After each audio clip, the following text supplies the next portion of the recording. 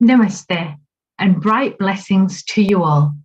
Welcome and thank you for joining us for the 7th International Conference and Gathering of Elders hosted by ICCS, International Centre for Cultural Studies.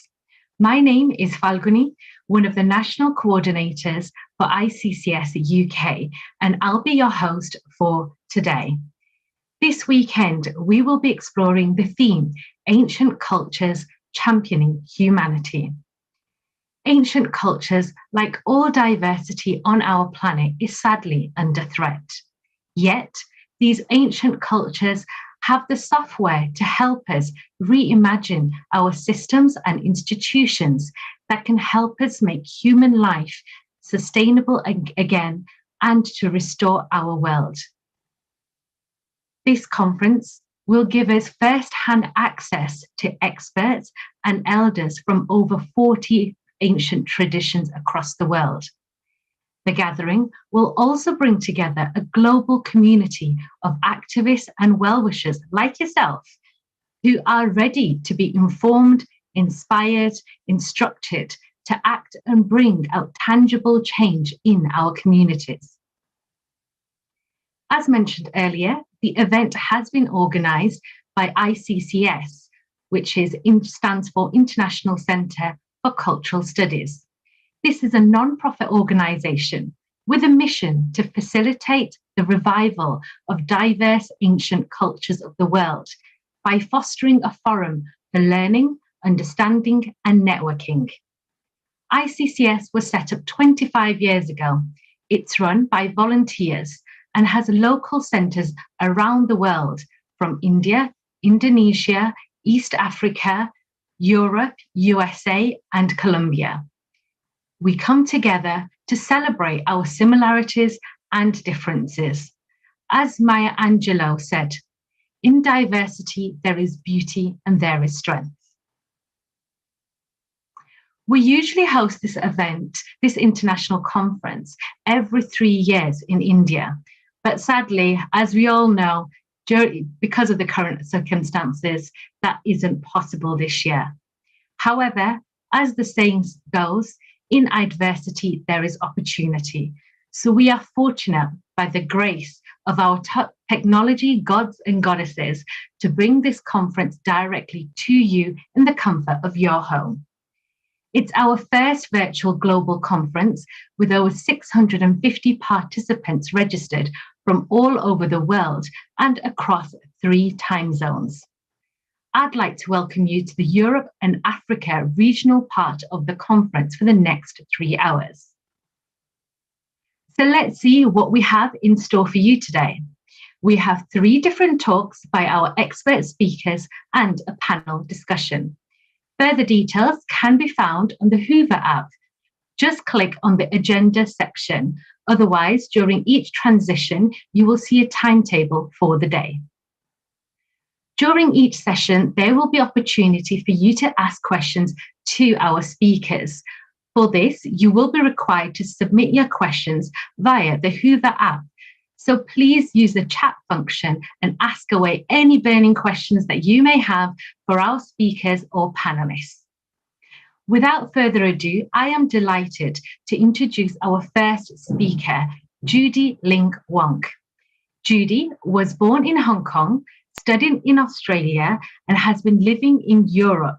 So she's definitely a true globalist.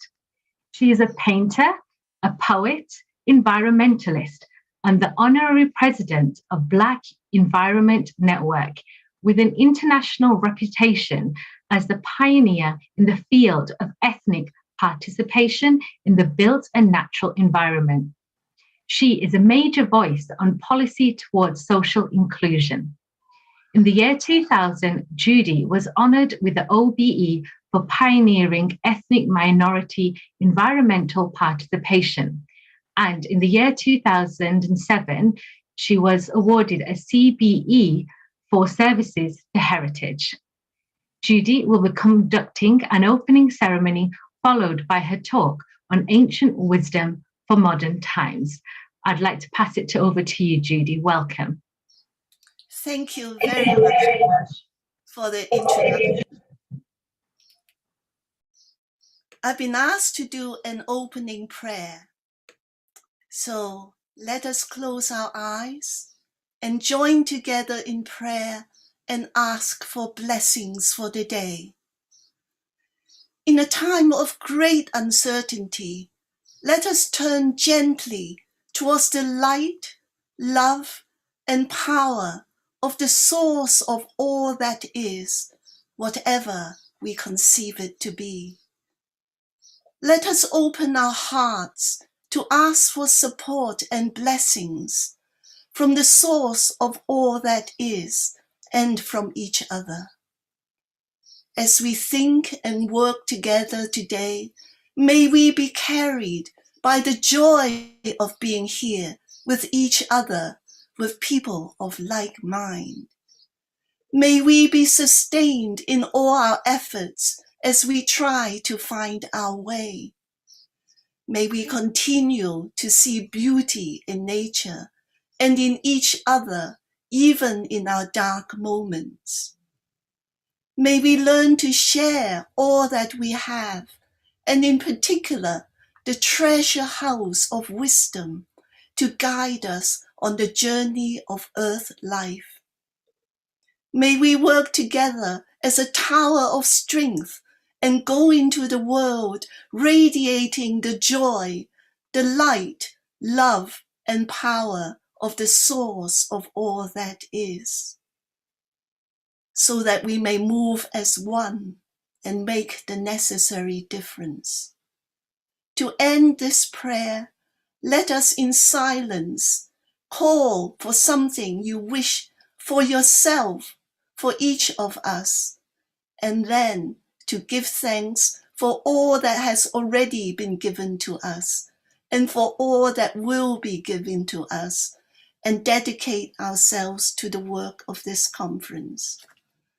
I will now sound a bell at the beginning and then again at the end of 20 seconds of silence.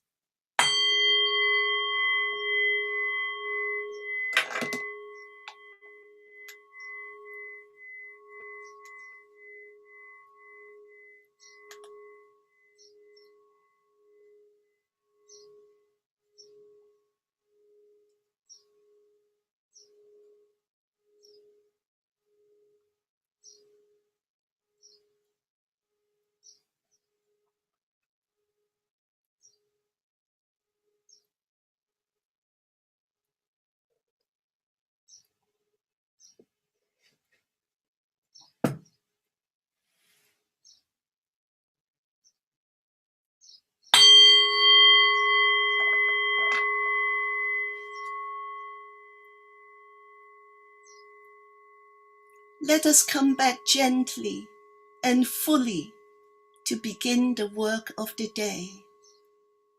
When you are ready, open your eyes.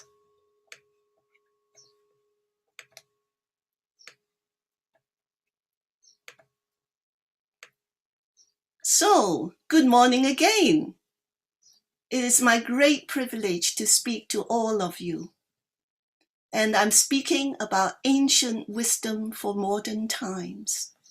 I'm a poet, artist, and environmentalist, and I've lived in the UK since I was 24. My parents ran out of China. I was born in Hong Kong, lived in Australia for the last 2 years of school, and attended university there.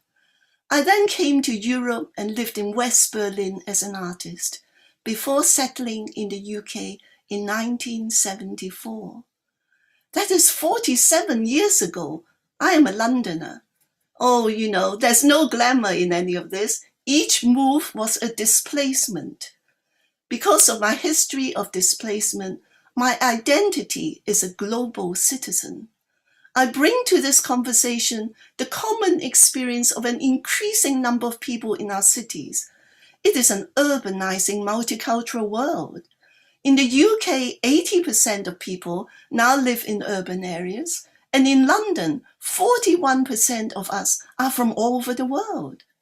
In the 21st century, even without displacement or migration, all of us are multicultural now to some extent. With the travel, the urbanization, and the internet, the influence of world cultures are all around us. Different cultures rub shoulders with each other. When it comes to spiritual traditions, we are living in a very special era. Many of the masters of spiritual traditions are sharing their knowledge and skills, and on top of that, revealing what used to be secrets. They are telling us that this is a time of the coming together of the so-called separate traditions, a time to pool our knowledge and skills. The challenge is to forge a new integrated humanity. The dictionary tells us that wisdom is the quality of having experience, knowledge, and good judgment. I wish to add to that. The fullness of wisdom satisfies our physical, mental, emotional, and spiritual needs. And because of that richness of fulfillment, there's a massive incentive to put effort into acquiring wisdom. There are now more books and courses sharing traditional wisdom than ever before. And with the experience of COVID-19, the shift to online sharing and teaching is making all of this cheaper and even more accessible. But what are the important dimensions and contexts for the application of wisdom for the contemporary world? Ultimately, beyond nurturing and acquiring individual wisdom, it must be externalized. It is the substantial manifestation in the world as collective action, transforming the frameworks of operation within society that will help us in the present crises. The challenges are immense. COVID-19 highlights the interconnectedness of the world, which we are struggling with. Black Lives Matter is about intercultural relationships, a big, big theme. And climate change, the destruction of nature, threatening human survival. All have death and societal collapse staring us in the face. I always like to discuss concepts through the use of recent real-life examples. To think more deeply about indigenous knowledge and wisdom, I would like to use the incidents of recent wildfires across the world. In 2019 to 2020, we witnessed the most extensive and devastating wildfires in the history of our planet as a result of climate change. We watched Australia burn. We watched California, Siberia, bursting into flames completely out of control. These are the most dramatic, but there were fires everywhere. Spain, Italy was burning, Indonesia, Africa, so was the UK. I'm now going to focus on the Australian wildfires because of the great story of an indigenous solution and all the intercultural issues around the prejudice that holds back the recognition of indigenous knowledge and wisdom. It shows us how a science-dominated contemporary world is preventing the release of the impact of traditional wisdom on a grand scale so that it can fulfill its potential of transforming the world. This story around the burning of Australia points to the denial of the power of hidden traditional knowledge. I was especially affected by the burning of Australia. I moved to that country when I was 15 and was there for over 7 years. It was there that I first heard forests being called the bush. Because I was still in my formative years, the Australian landscape is very much part of my deep being. Seeing it burn was very emotional. I was and remain deeply affected by what happened. More than 100 bushfires ravaged Australia. Over 1 billion animals died.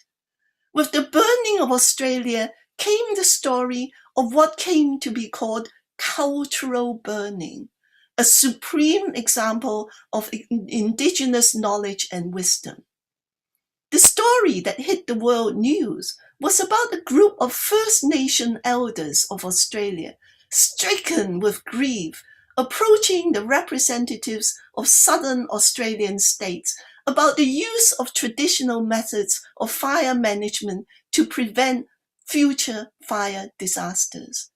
They were devastated by the loss of animals, plants, trees, and entire landscapes with which they were so culturally connected. Most of us would have had the experience of starting a fire at some time in our lives. We put together materials like dry leaves, paper, and small twigs that catch fire quickly. We have all noticed that such material that catches fire quickly also burns quickly and stops unless we keep feeding it, making the fire hotter and hotter until larger things like logs put on top of the kindling finally catch fire and begin to consistently burn. This is the basic principle of the so-called cool burns of the forest debris that stands at the center of the methodology of cultural burning. The repeated regular burning of ground-level debris with cool fires means that there is never enough on the forest floor that will allow a fire to become so hot that it burns the trees. The concept is simple and powerful. However, traditional cultural burning is not only about fire prevention. It is set within deep cultural connections with the land, all its living creatures, and the sustaining of the livelihood and the spiritual vision of the people. It is infused with the wisdom of creating balance. Cultural burning is a sacred process of interaction and communion with nature, particularly with the element of fire. Permission to burn has to come from the wise elders that scrutinize the process. Spiritual connections are made. The indigenous custodians apply ochre to their faces and bodies with gravitas. Weather conditions are sensitively observed. They choose a day when the wind is blowing in the right direction and pay attention to other weather conditions, such as the desirable prospect of rain arriving within a few days. Then they light and walk with the fire. They watch the fire while being totally spiritually, mentally, emotionally, and physically connected with the land, its living inhabitants, and its spirit. It is a process full of beauty and meaning. As more areas of fire die, additional areas are lit as they walk.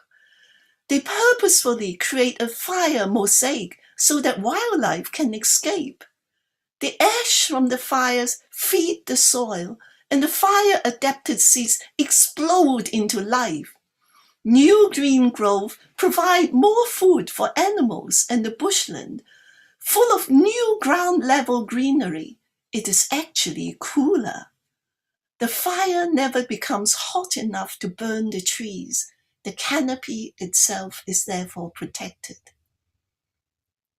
This regular use of cool fires to clear the ground is a bushfire prevention element of cultural burning that the science-dominated and disaster-focused minds of modern society latch onto. But cultural burning goes further than that. The use of fire is specific to each location, designed with sophistication through intimate knowledge of the local range of animals and plants, combined with the physical needs of the people for food, for materials for arts and crafts, with elaborate totemic and cultural ceremonies evolved over time as part of their socio-cultural identity. Regular burning purposefully increases food on the forest floor to feed the animals that are caught or hunted. For food, various areas may incorporate the encouragement of conditions for particular local food crops through different timing and patterns of burning. Beyond the forest itself, grasslands have also been fire managed for wildlife and for food. In between burning, spiritual activities and ways of seeing and living rhythmically mark the connections to land and living things as a consistent part of community life. The indigenous peoples have always been against the contemporary Western methods of clear burning areas, such as fire breaks, as doing so kills off all the trees and the many animals. They point out that such mass damage is unnecessary and ineffective, as a key feature of eucalyptus is the oil contained in the tree. Burning at high temperatures, the trees explode and fireballs are propelled across significant distances, often jumping fire breaks. Recently, when the First Nation Australian elders went to meet with the governing bodies of the southern states, cultural burning was not unknown to them. In the most fire-prone areas of North Australia, there are established ongoing programs of the use of cultural burning. Australia is a huge country, with temperate areas in the south, ranging to the tropics of the north. As a result of the use of cultural burning in the north, there are statistics of the effectiveness of cultural burning over time. Indigenous custodians have been working for years alongside scientists, park rangers, private conservation groups, and pastoralists with the joint aim to protect the habitat. Together, they are building better ways to manage fire. The publication, The Conversation, calls the work in Northern Australia the world's best fire management system.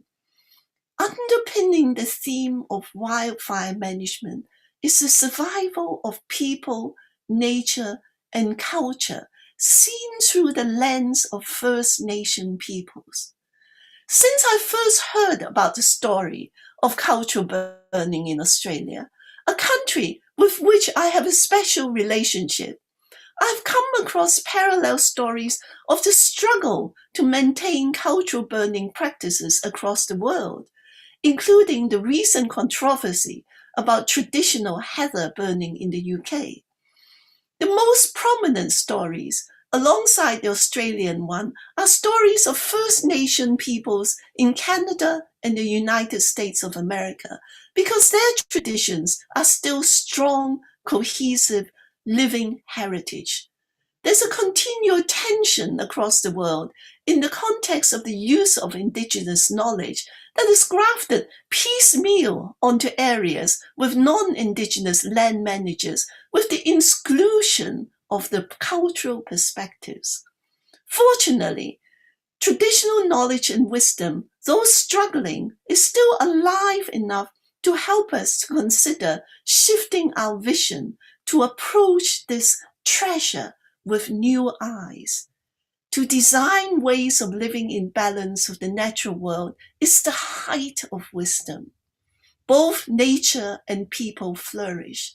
As an artist, I'm very aware that only a small range of our sensibilities are awake in modern life, and very little of it is welded to the elaborate knowledge that can create a finely nuanced relationship emotionally, mentally, physically, and spiritually to the detail and the rhythms of our immediate surroundings. It is us as modern people that are becoming primitive and moving backwards through the restrictions placed on the fulfillment of our full range of potential. This level of engaged knowledge and wisdom demonstrated by indigenous peoples can only be possible through the accumulation of the experience and wisdom of whole communities over many, many lifetimes. No one can gather knowledge and experience and create such a sophisticated and highly evolved system alone or within a single lifetime.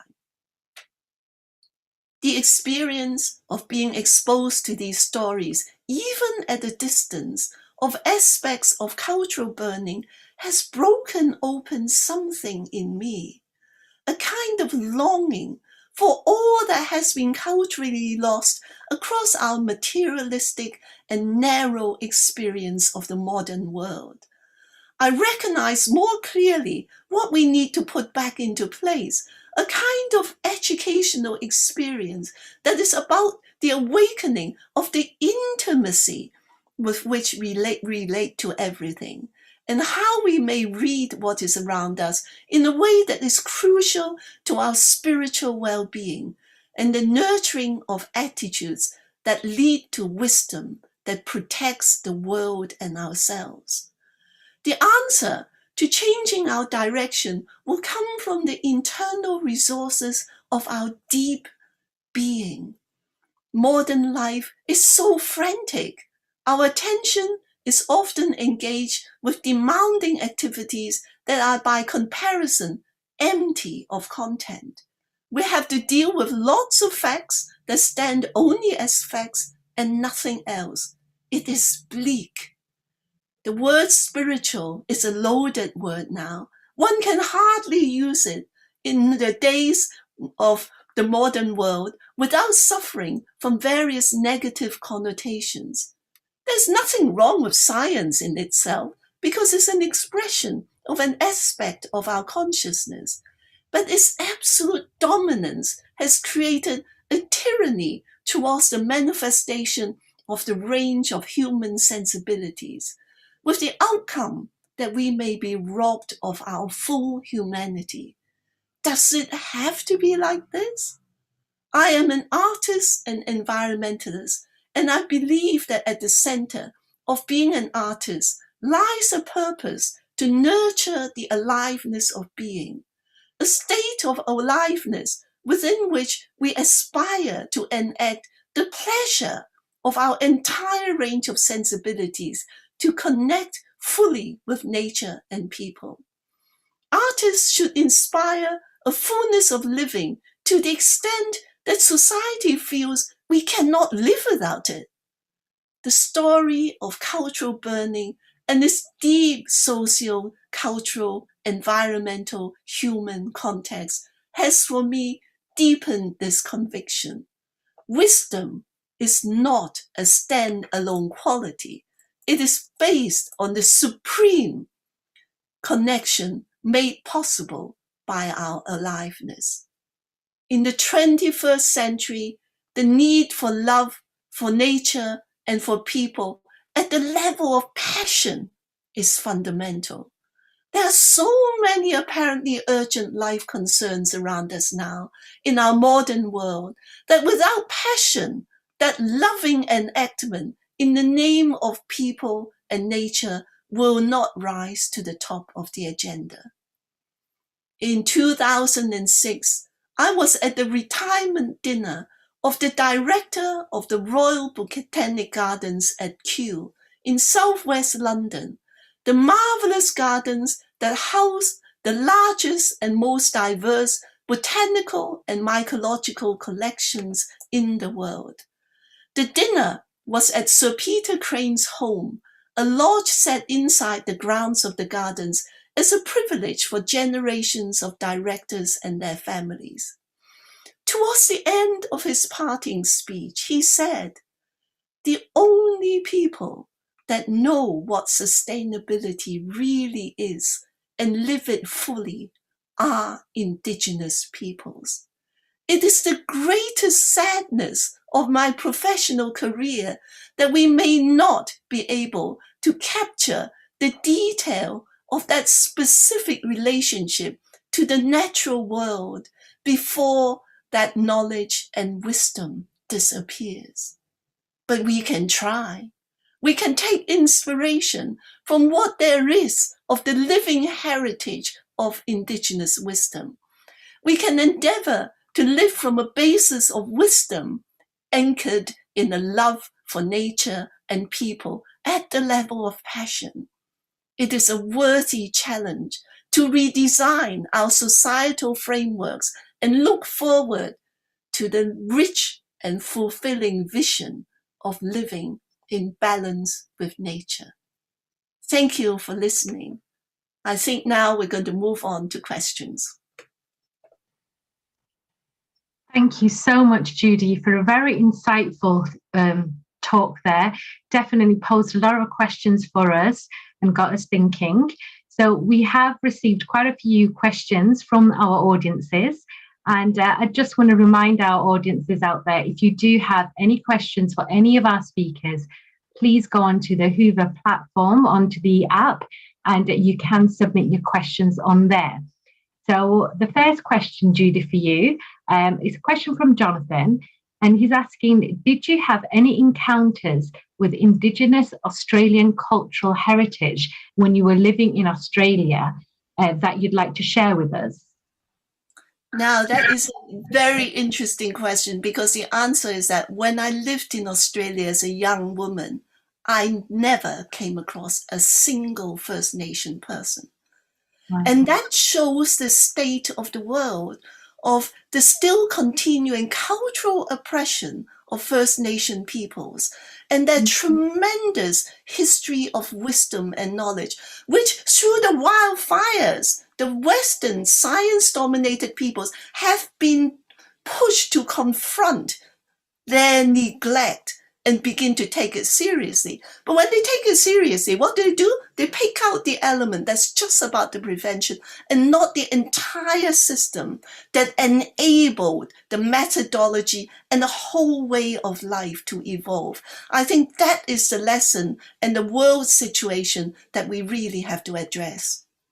And I must agree with you on that, because even when I went traveling, I hardly saw any of the First Nation people until I went to Central Australia. That's when I got to see them, and even the way they were living was, it was like second-class citizens. So it really is disturbing to see that. So thank you for your insight there. Now, Marta's asked a question. Being close to nature has many benefits, health and mental well-being.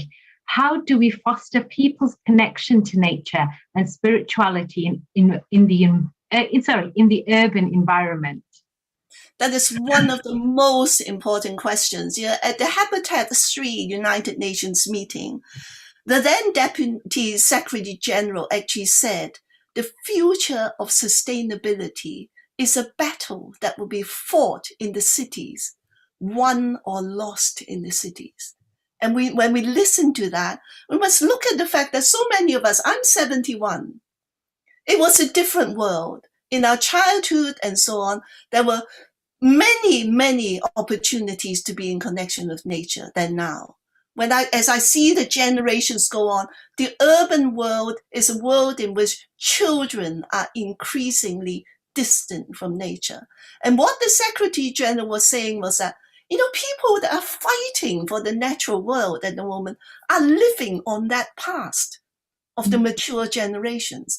If we don't pay attention to contact with nature within our cities and purposefully plant trees, create parkland, green spaces, take young children to our most magnificent landscapes outside the city and so on, we will not build that love for nature. And without that love for nature, they will not fight for it.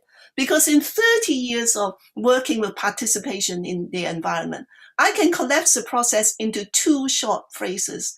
We love what we enjoy, and we protect what we love. You cannot enjoy it if you're not in contact with it. If you're not in contact with it, you won't love it. You don't love it, you don't fight for it. It's completely a human process. So I have a continuing plea to people in cities to pay attention where children are, school grounds where they've spent so much of their time. Plant things, do outdoor learning, do all the things that lay down the foundations for our younger citizens to become citizens that love and fight for nature. Absolutely. Such an important point there. Really well said there, Judy. And it takes us nicely onto our next question, which is, how do we expose young people to ancestral wisdom? Would it be through schools? Would it be through specialist summer camps? I mean, how would you propose such an idea? And also the connection with nature as well, which you've touched upon as well. Well, we need together today like-minded and very aware people. We understand this. We understand the importance of indigenous wisdom and the idea of wisdom as a whole. You know, how you enable people to sense wisdom and to experience it is really important. And children learn through experience. So how community acts, how you bring people together and give them experiences of the importance of wisdom and how it plays out through your activities, how you are shaped by wisdom in the world is extremely important. But of course, again, I come back to schools because in a way, children spend, 3/4 of their lives with school and schoolwork and so on. So there is a thing about what is the curriculum of education. There are huge fights going on at the moment. For example, in the UK, a very young group of people just out of school and young university students have formed themselves into a group called Teach the Future.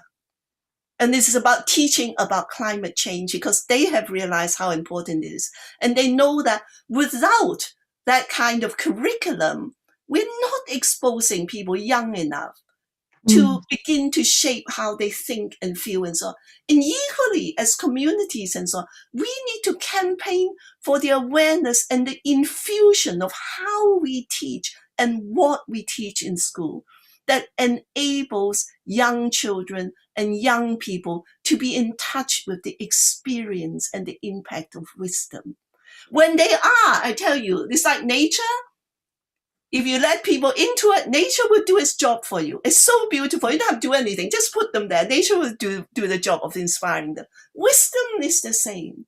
If you expose people to the experience of wisdom, they're inspired. It stays with them. But that wisdom experience must be where young people are, in schools, in youth clubs, in the community, and the awareness of the community, their parents, their grandparents, and so on. Brilliant.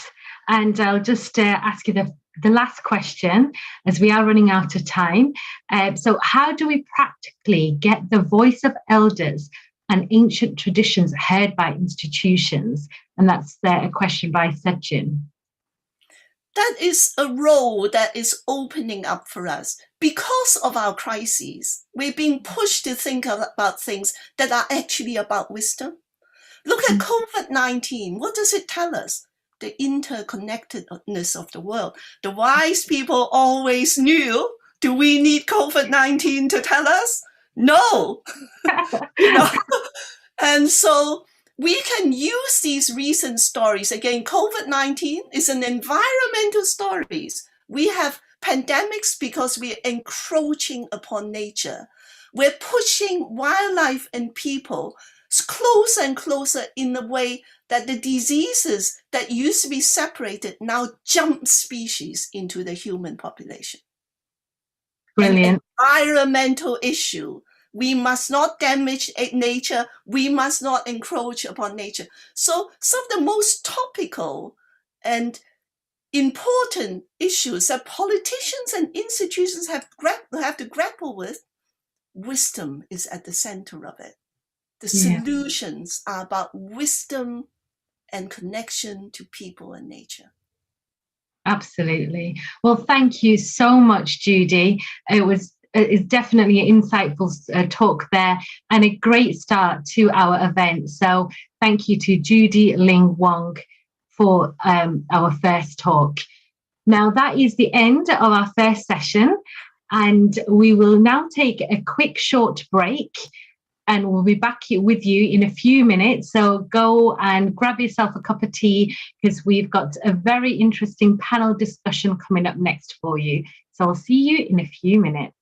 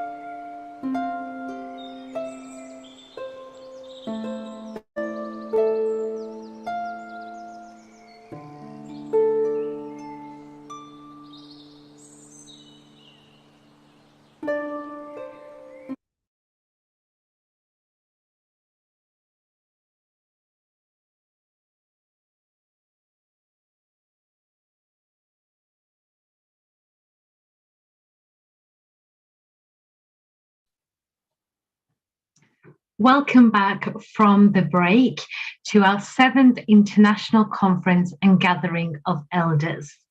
So the one thing we do love about these conferences is to meet new and old faces. And despite the fact we can't physically meet, we have chosen a platform, the Hoover app, which does enable us to connect with fellow participants of this conference. So please do, if you've not downloaded the app yet, definitely I would recommend it, because that way you can actually connect with fellow attendees, and there are some interesting discussions going on as well within the app. So, and then I would like to remind you as well, this is an interactive session. We want you to ask your burning questions or any questions. No question is a silly question. So have comfort in that. We'll be more than happy to answer any of the questions you have for our speakers. So get on board, get interacting with us. Our moderators are waiting to take your questions. So the next, coming up next is a panel discussion on applying ancient wisdom to modern challenges. This session will be chaired by Judy May. Judy is currently the president of the National Hindu Students Forum in the UK, which is the largest Hindu student movement outside of India. Founded 29 years ago, NHSF UK is active in almost half of all the universities in the UK and reaches over 10,000 students annually through its activities. Judy is a graduate of chemistry and now works in M&A integration at Unilever in the UK. So over to you, Judy. Namaste, and thank you so much, Falguni Ben, for that introduction. Namaste, everyone who are tuning in from all across the world, and welcome to this panel titled Applying Ancient Wisdom to Modern Challenges. I'm really delighted to join you here for the 7th International ICCS Conference this Saturday. My name is Judy, and I am delighted to join you from the UK alongside an esteemed panel of highly educated and wonderfully warm speakers who I will introduce in just a moment.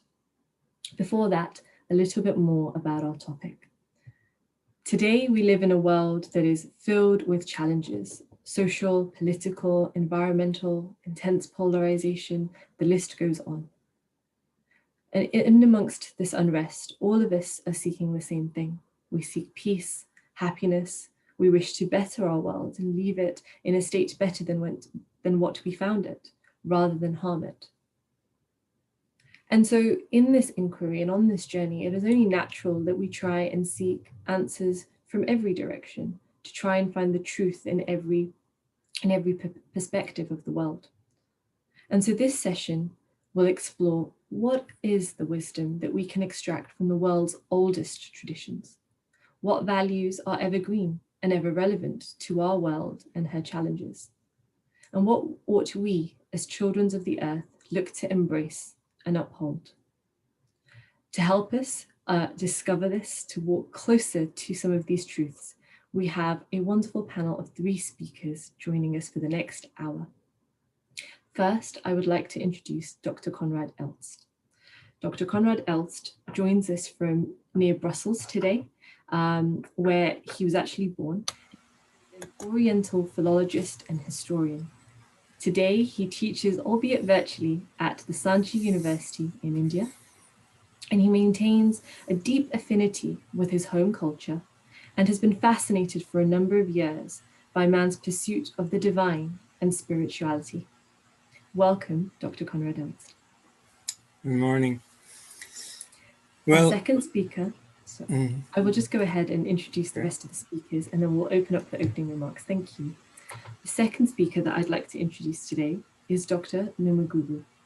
Dr. Numugubu is a former principal of a high school and educated here in the UK.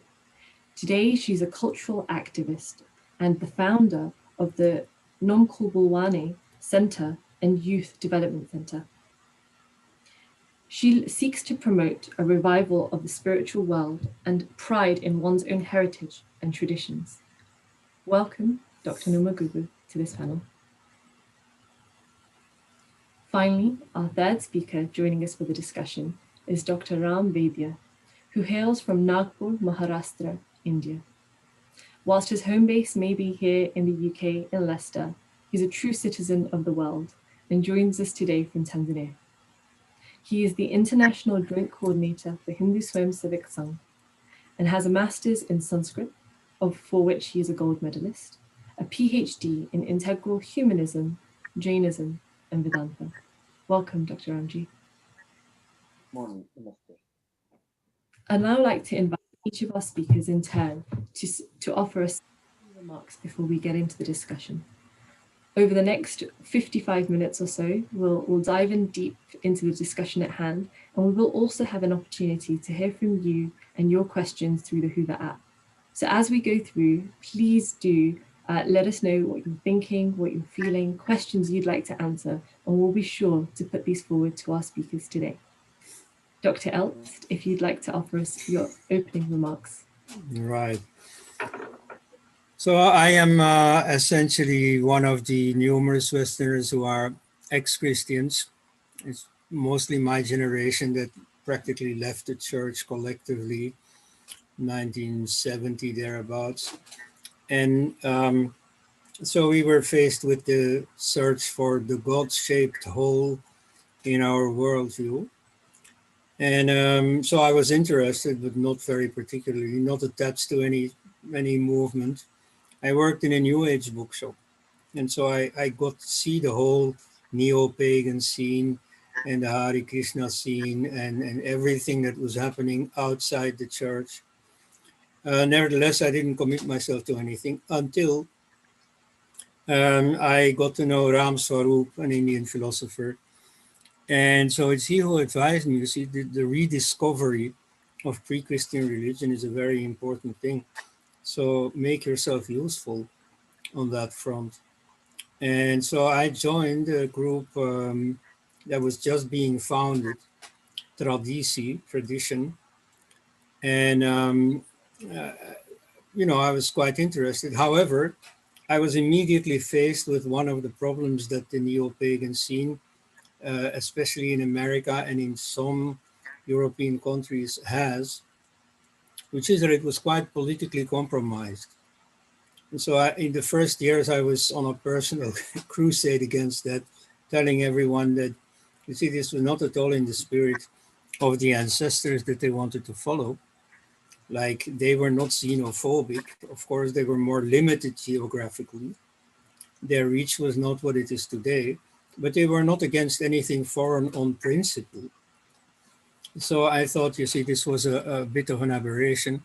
Now, gradually that has gone away, not so much because of my own intervention, but because people who wanted to do politics, they lost interest, as our group was taking religion more and more seriously. So the present generation doesn't know anything anymore about its beginning, and perhaps fortunately so. Some people suggested we should make a clean break and reconstitute the whole group. That, I think, was not a good idea because as Indians, like some of you certainly know, the lotus flower in India is also called Pankaja, born from the mud. And so if we have an unpleasant starting history, well, so be it.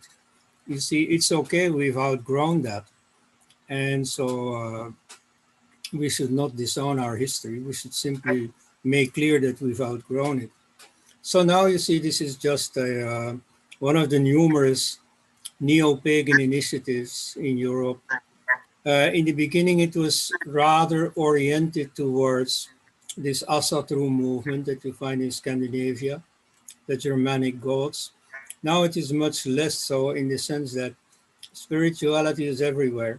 You need not focus on a book, not even the Edda. The world is sacred, and there are many occasions for sacredness. And so, to wind up, as a French sociologist, Émile Durkheim, has defined religion, it is essentially awe for the sacred. And so that is there. And so we explore that, guided to some extent by what our ancestors did, both Celtic and Germanic, but partly also simply by what is pertinent in our own lives in the modern age. Thank you for that introduction, Dr. Alt. Dr. Numagugu, if we can invite you to make your opening remarks, that would be wonderful. Thank you.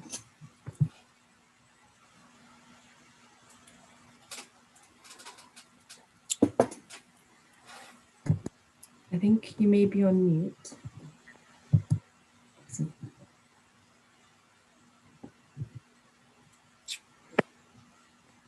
Yes, this is Dr. Numagugu Ngobese, and I'm a very highly spiritual person, and I'm an academic as well, but I focused in reviving Nomkhubulwane. Others call her the goddess of rain, the goddess of fertility, the goddess of puberty. And when I was doing my research in the university, I found that my focus was looking at the goddess of Rome, Ceres and Demeter, through the festivals. And I saw that the festivals are just similar.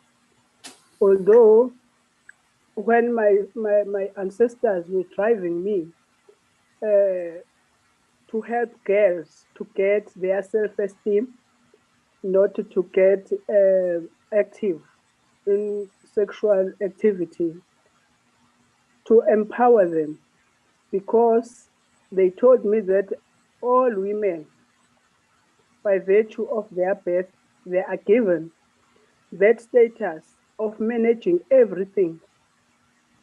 And in homes, everyone knows. But we need those good self-esteem women who can run many things in this world with their own power, the power that Mvelingangi has given, Nomkhubulwane has given it to them. Ancestors with their skills and various dimensions can help the society, the families, and whatsoever. I've done a lot of workshops. I'm a volunteer because while I was struggling with reviving this, there were many challenges. And I'm looking at this ancient, which my counterparts were saying, I'm bringing things of the past. They cannot help anyone today. I said, but when we talk about how nature preserves the growth of a young person until adulthood, those things cannot change. They are ancient. So if we put them together, we are going to have a good society with good morals. Not necessarily only girls only, but I must say that I've done a lot of, I did that research with the University of Pietermaritzburg in KZN, and the challenges that followed, like students, scholars coming from all over the world to see what is it bad that people are, because it was said in the media, what I'm reviving is something that cannot be relevant today.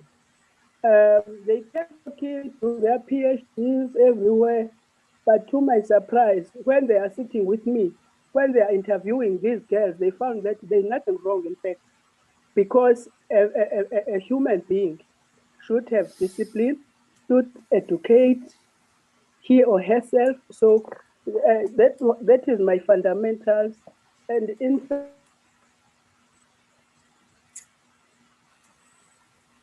revived the indigenous religion. The word religion to me, it's not relevant to us. It's the way we live. It's the way our ancestors live to make everything good. like our norms and values,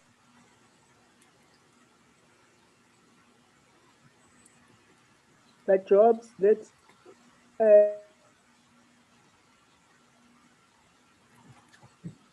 girls and the boys as well. But I speak to the girls because I was told by my ancestors that the women folk are the people who nurtures society. Thank you. Thank you, Dr. Nimibibu. Ramji, if we can move on to you for your opening remarks, please. Morning, and thanks for inviting me for this esteemed conversation here. So whenever we think of the today's title, basically, there's a one word called modern society. So modern society normally we equate with the urban society, the city-based lifestyle. That is fine. But second thing also we add to the modern society called advancement of that one. So whenever we think of the modern society, we think of the urban society, and at the same time we think it's an advanced society. That making them as an advanced society is our problem. And whenever we think of the nature-based society, we always think that we are going to be backwards, back to the nature. No, it should not be the back to the nature, it should be the forward to the nature. And that's why the two concepts are there. One is whenever we think of this, the nature-based society or nature-based traditions, what do they believe in? So one thing they believe that whatever is a natural, we should adopt. And what is a natural thing? That there is the one energy, oneness, something which is one in the entire universe. When I open my eyes in the morning and I see around me 360 degrees, I see the sun.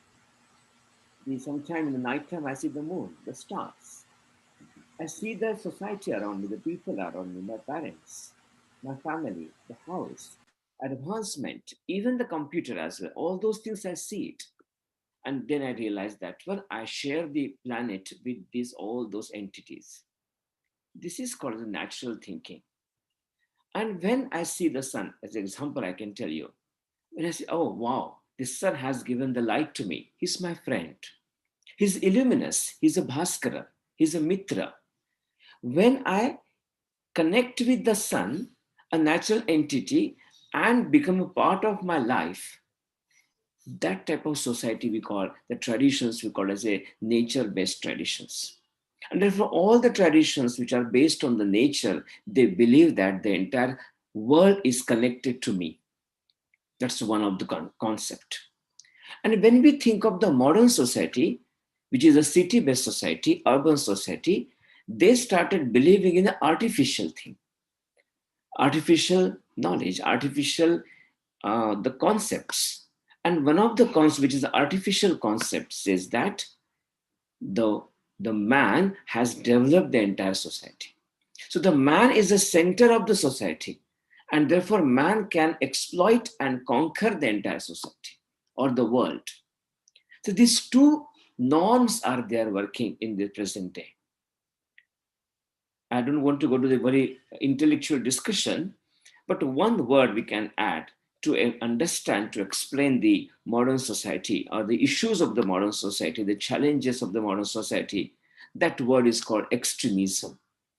Extremism in all sectors is the issue.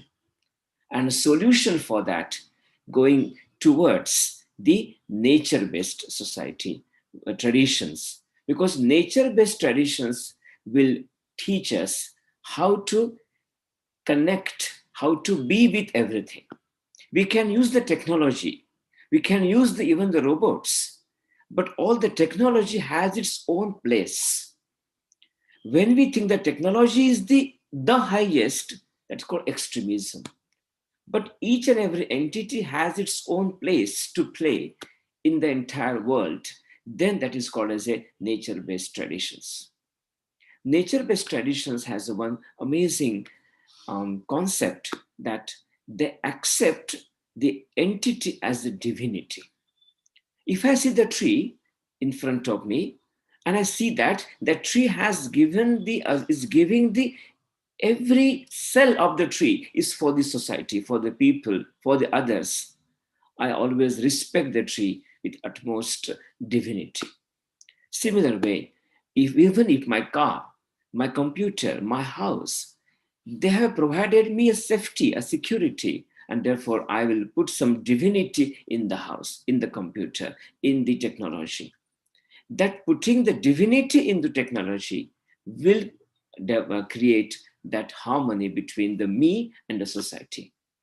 I think this is the solution for the modern society, which nature-based traditions have provided. Thank you. Thank you so much, Ramji. So I'm rearing to get straight into it with all of us. So we will all now be part of a discussion before we open up to Q&A. So the first question I'd like to ask, reflecting on your opening remarks, the first question I'd like to ask is to you, Dr. Elst. You talked about your journey and you talked about your exploration and inquiries. So I have a question, which is, how relevant in your worldview are these ancient traditions in modern Europe, and what can they, if anything, offer to society? Yeah, well, in backwaters like Belgium is one, you don't see too much of it yet. In places like Lithuania, Latvia, or Iceland, the pagan revivalist traditions have already gained a serious foothold in society. Like in Reykjavik, an Odinist temple has come up. So, you know, we are not at that stage yet, you see. We are just hobbyists getting together and exploring ancient and modern tradition. Now, I like to specify that it's not just ancient traditions, whichever is part of the sacred, you know, including Christian stuff, you have to look through the veneer of Christian dogma. For instance, my two boys have recently walked in a procession called the Hanswijk procession in the city of Mechelen. And, you know, that's for the Virgin Mary. But in fact, if you read the history of how this procession came about, it's really a local, you know, nature goddess who is being worshipped and whom the church transformed into the Virgin Mary. So, you know, we also have to reclaim these traditions, because ultimately, you see, there is a continuity with ancient times, with our ancestors, that in the case of Europe, inevitably goes through a phase of Christianity. But you see that it's important to see that that was not a total rupture. You know, the ancient gods are still with us. And so now, yes, they are being more consciously revived. Is that relevant? Well, is religion at all relevant? You know, here maybe we are a bit, you know, distorted in our view by the history of Christianity that made this clear distinction between the religious sphere and the worldly sphere. So that in most ancient cultures is not so separate, not so distinct. But I mean, before it becomes really relevant to society, you know, there is some way to go. You know, right now we are exploring and growing and experimenting.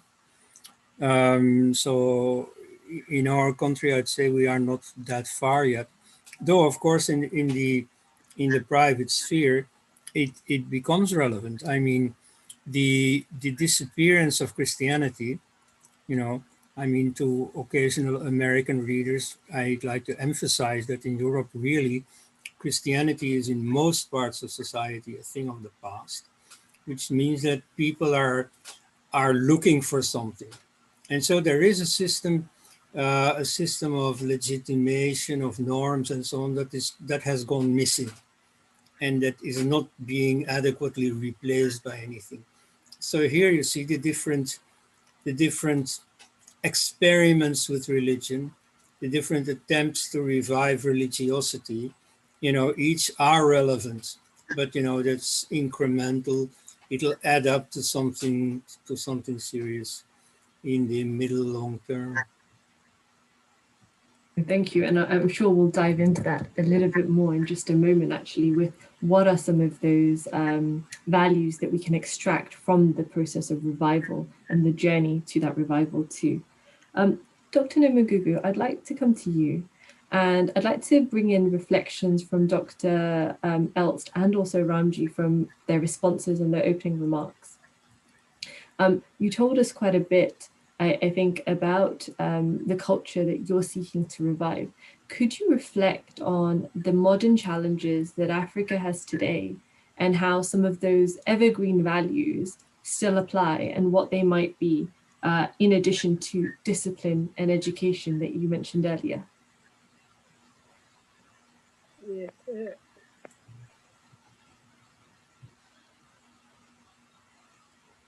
Taking at capitalism, because if there is capitalism, capitalists insist in many things that are not grounded, especially in our norms and values. We are looking at high rate of teenagers who are having children very early. We are looking at even at our environment here in Africa, which has been torn apart by apartheid mechanism, like what my doctor have just mentioned. You know, when they injected their Christianity religion, it was one of the mechanisms to soften the indigenous people of my country. So there's a lot when we are looking at global warming, and we look as well at science. Science is good sometimes, but science is fatal. When we look at the changes of the weather, we look at the changes of that affects people with floods. We look at the external conditions affecting the growth of plants that we like most, like the trees that my doctor has just mentioned. I know that trees are alive. You can talk to a tree when you are having, in my spiritual world, when you are having problems, and you at night you receive some good dreams that tell you what to do when things are just like this. So I mean, everything has turned upside down, and I like if we can do the Renaissance, especially the spiritual world. Our indigenous spiritual world has been torn apart because people don't believe in it, but it is working for us even now, and it can work for them in terms of droughts. We go in mountains, we pray there, we do offerings. Those offerings were done by our ancestors, and the rain just, you know, it drizzles, it rains. Same time, we don't talk about something that sometimes scientists are saying you cannot prove spirituality, you cannot prove whatever, and they forget that when you are being conceived in your mother's womb, there are two spiritual beings there, the mothers and the fathers. That's why there is similarities of an infant between these two couples. So I'm saying there's a lot. Even our identities have been ruined apart because they think ancient wisdom, there's nothing like that. It's just like a fairy tale. So to me, I'm saying it will be good to those people like me and others that we have our own Renaissance, because to my experience, I do workshops in various places, in groups, in communities, and when people are listening and there are questions and the answers that are tangible, we are talking about tangible things without the tools that are being used by the scientists, because our minds, our ancestors are here in our minds. So even if there is a patient who is very sick, I can say that we are having this and this in the spiritual world.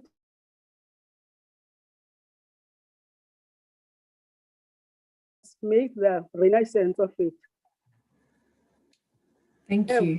These opportunities for schools so that our youngsters can know who they are. No, absolutely. Because we were made to be useless, not to have that we are living in an ancient wisdom, but the ancient wisdom is very great. Look at the water. The water is natural. It's natural. Oxygen is natural. You know, there's a lot that we must pay respect to it, so that we live side by side, not that the physical life and the spiritual world and the norms and values are just there. There will be no children roaming in the streets as it is now in various countries of the world. But we have just lost a lot because of education. Education is good, but the way it was injected to the people, you know, it made a lot of havoc. So I'm saying I'm agreeing in various ways that other things is how people, they believe in it, but you cannot touch. But when we talk about ancient wisdom, you are communicate in dreams, even not in dreams. While I'm sitting here, I'm able to see other things that people cannot see.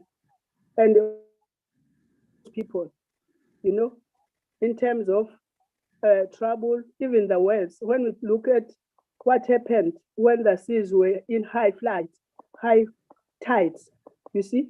So there are things that are so rooted that people cannot understand. But if we are given chances to display that this is working, because our ancestors defined the way how to live. I cannot change now to be another color, but the mere fact that our God has given us different ways of praising.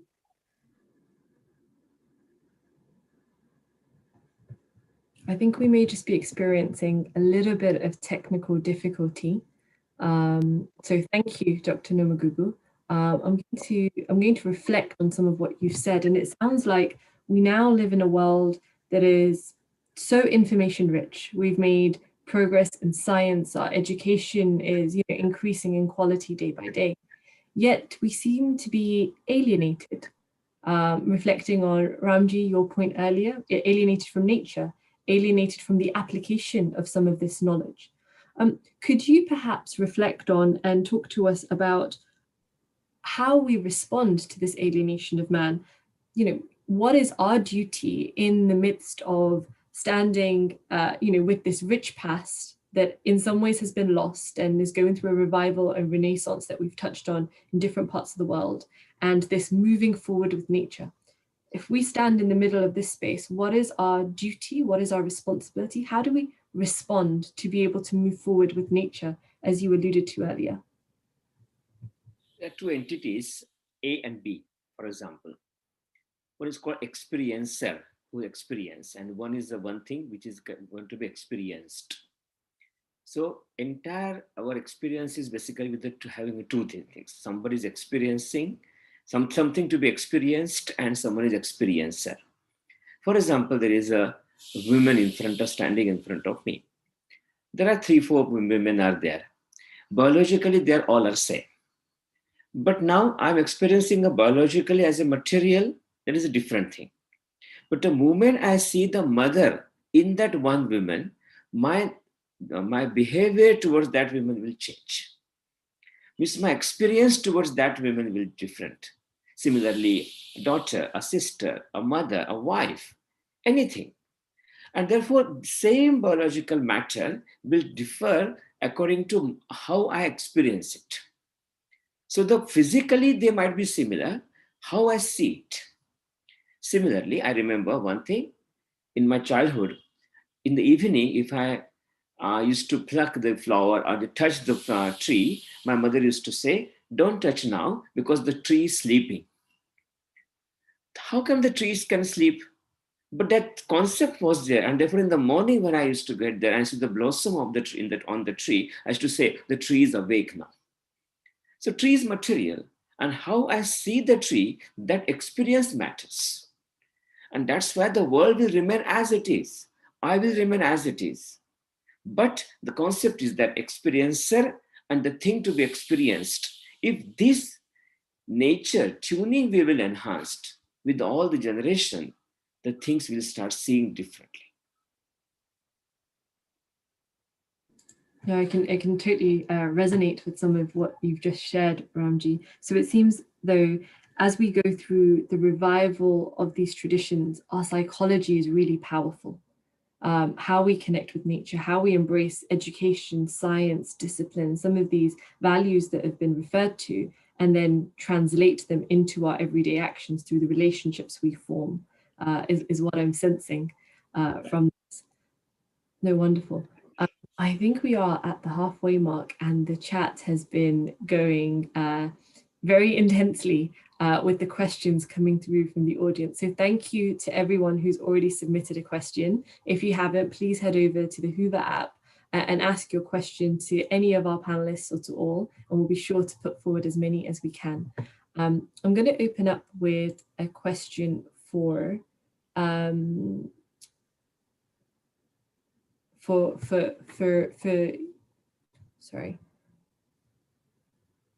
Namagugu.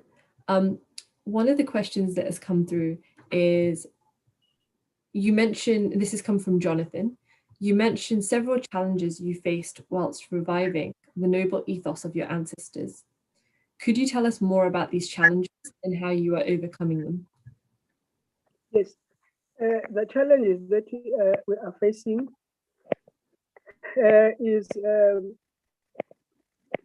the people who have just lost who they are.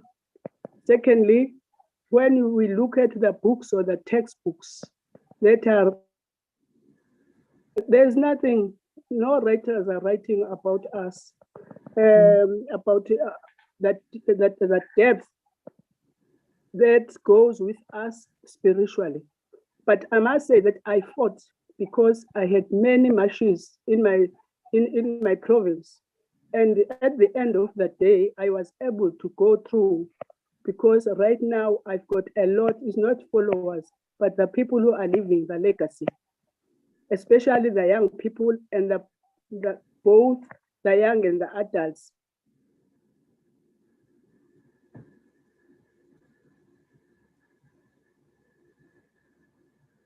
I think we may just... They don't, yeah.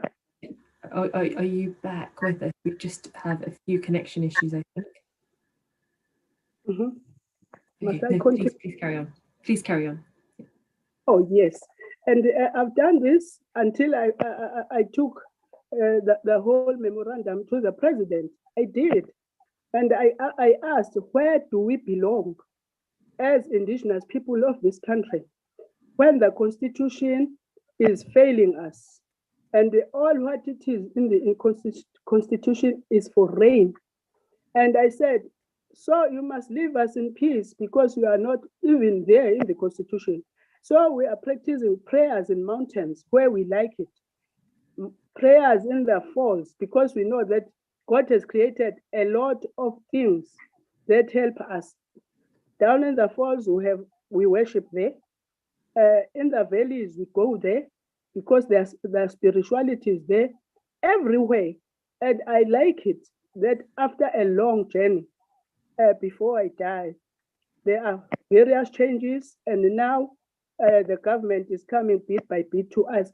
You talked about this, but we didn't take care of it. I said, look at nature, look at the floods. We wouldn't have experiencing floods and lightning that kills people if you know that our way of life can prevent this. And I mean, the changes, there are changes right now, and I would like sometimes, if when I'm having these big festivals, some of you come and just observe it and see that we have fertility, we have young people come there and they perform, and we thank for the harvest as well. And there's a lot, because Mother Nature needs respect to everything. Because even when we are dead, Mother Nature take care of us. So people is now they are realizing, because some of the things that they thought they are better cannot help them at all. So I mean, the more we are dedicated to who we are, our God will help, and Mother Nature will be with us because it's living. Thank you. Thank you. I'm going to move on to another question that's just come in. Dr. Eltz, this one is for you. With secularism sweeping the world that we live in, it seems that this world is very good at taking parts of ancient wisdom, for example, yoga, and extracting the postures from the philosophy of yoga. However, these movements and these initiatives seem to reject the spirituality. Could you reflect on this? How do we go forward, and what do we do about this? Yeah, I absolutely recognize the problem, but I'm not that negatively impressed, in the sense that this problem is of course there, but there is clearly an evolution towards better quality. This is both true in the case of the importation of Eastern traditions, like yoga, like Chinese Qigong, but it's also true in the rediscovery of ancient European traditions. There is a very clear, very marked increase in quality. When you go back to like the 60s, 70s, when this was all in a childhood phase, you see it is what is taught now is, one, far more historically accurate, and two, also far better dosed in terms of what it can mean for us today. You see, it's not a carnival. It's not pretending to be the Druids and so on. No, you see, this is something of modern people. To some extent, neo-paganism is a modern religion. Like, I don't see anyone advocating a return to human sacrifice, for instance. Not far from where I live, there is a place where people were sacrificed, and because of the nature of the soil, corpses are well preserved. So sometimes you see they discover a corpse of someone who was ritually painted and so on, and then sacrificed to the gods. That's what our ancestors did.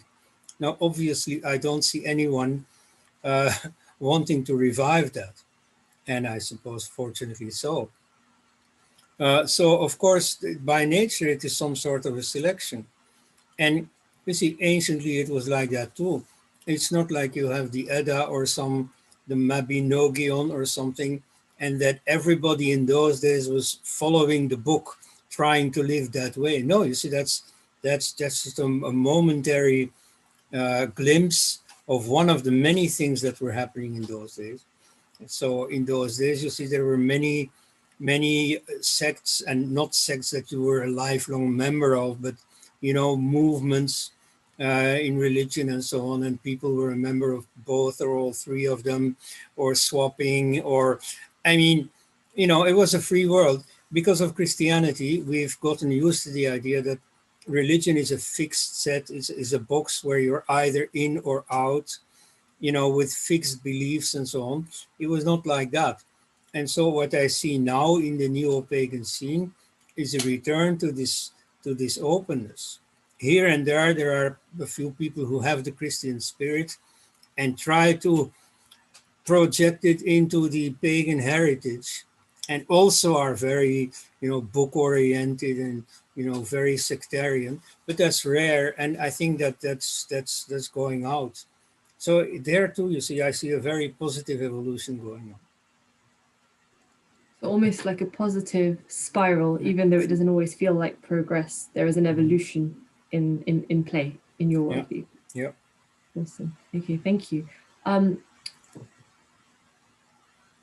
The next question that we have, so Ramji, this one is for you. We talk about urbanization, we talk about advancement in technology, so on and so forth. So Arakali is asking, how do we handle the challenges that manifest from this new world, from excessive digital invasion in our lives, and then still pursue a nature-based life? How do we balance it, and what advice would you give? There is a way that if we want to make any line smaller, do not touch that line. That line is very sparky. They could give you a shock. But make a line underneath that line, which is quite longer than that line. The longer the line we make it, the smaller the line, that present line will be. And therefore, rather than touching upon all those problems of modern days we are facing, and very attractive issues are there, we have to create a big, longer line of our spirituality. And therefore, the debate can start. And one word, basically, for anything called education, education, education. Education will create everything. And therefore, we need to educate the masses now, not the classes, the masses, towards this whole notion. People will change because it is so natural. It is, like Dr. Els also mentioned, that people are changing, they're adopting. Now we need to make sure that we are heading towards the right direction. So I'm very optimistic about that one. And only thing is that we need to draw the longer line of the spirituality. No need to criticize all the time what is the present scenario is.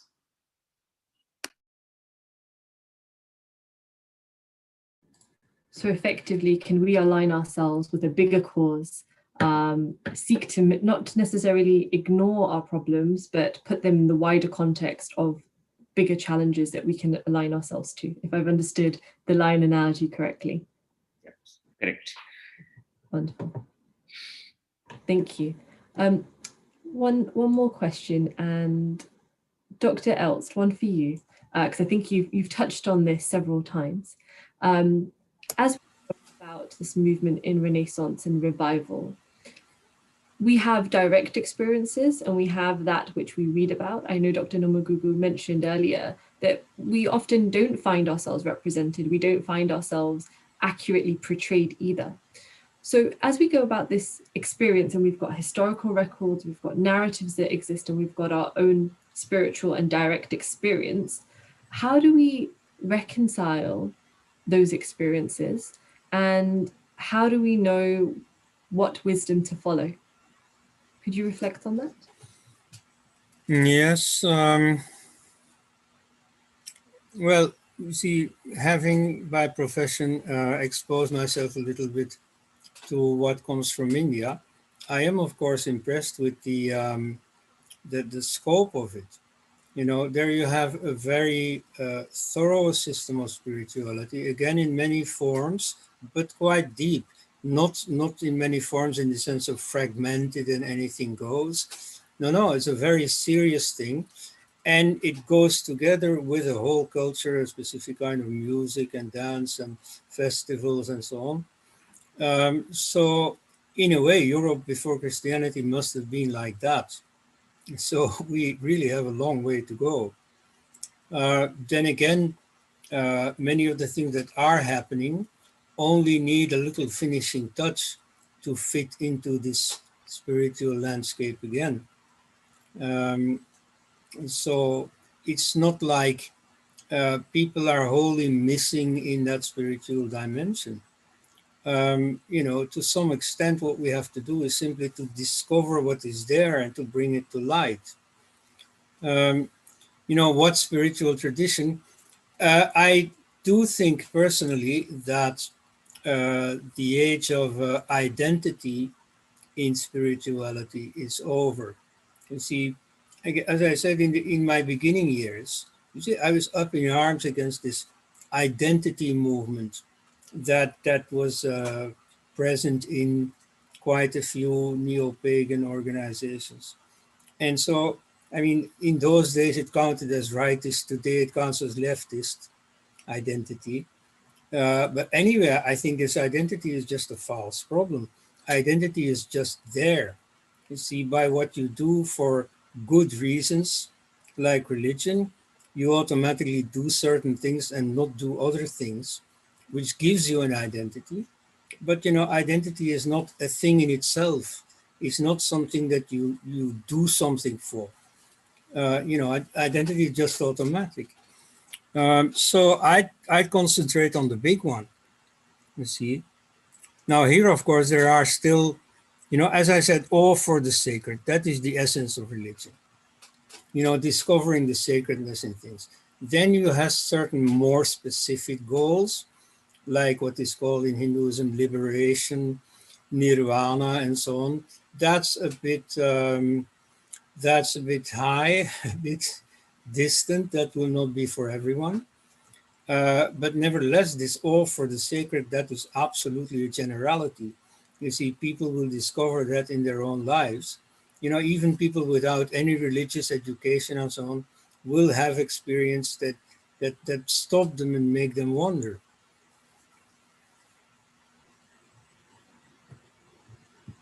Thank you. I think we are coming up right to the end. It's amazing how quickly time has passed. So Dr. Elst, I'm going to stay with you and I'm going to come round to our other speakers in just a moment.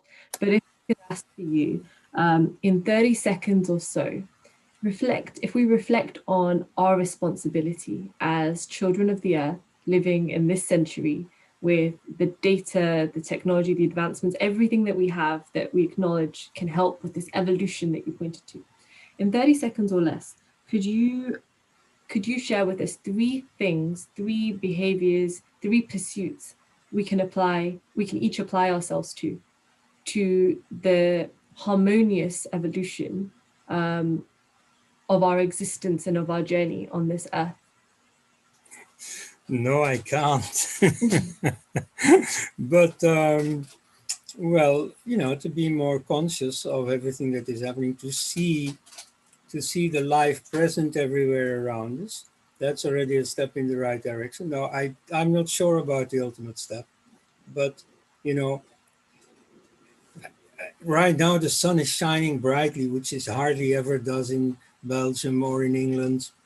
And, let's just enjoy that and cultivate it and proceed from there. I mean, again, I don't think there is a serious problem. I don't think the earth is disappearing, is going to waste or so. We are quite well able to manage. And so, you see, I don't see any big problem that we're facing.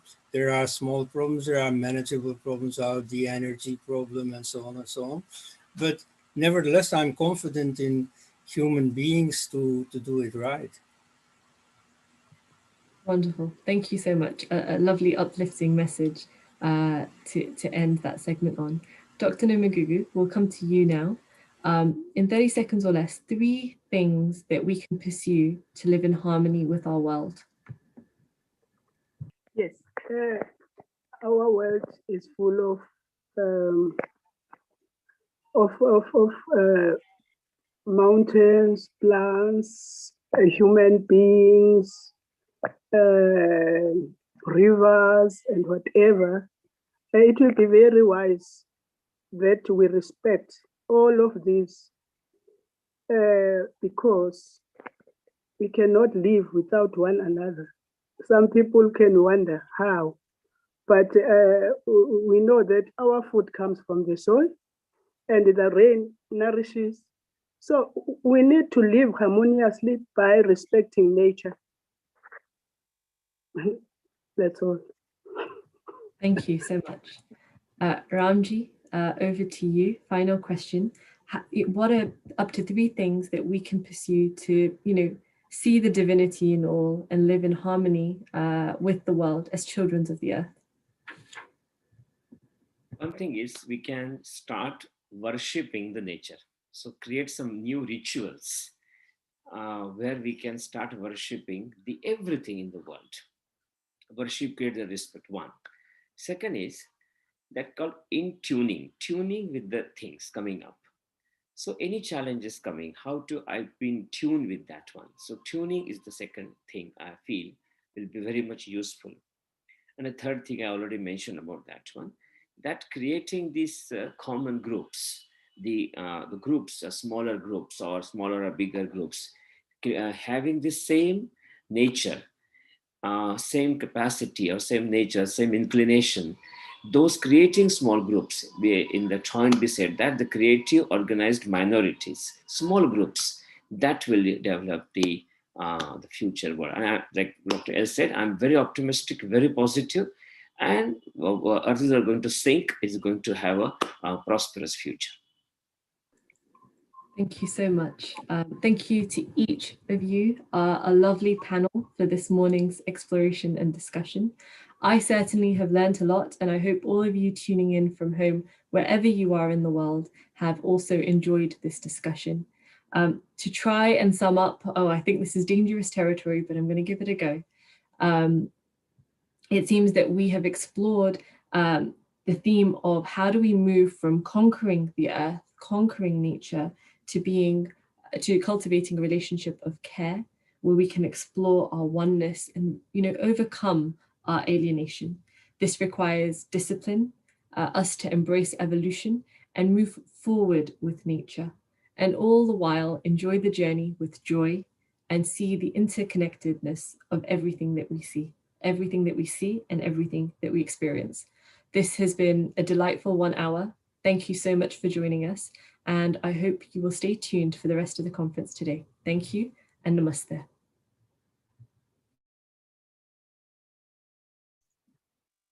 Thank you so much, Drishti, and to all of our speakers.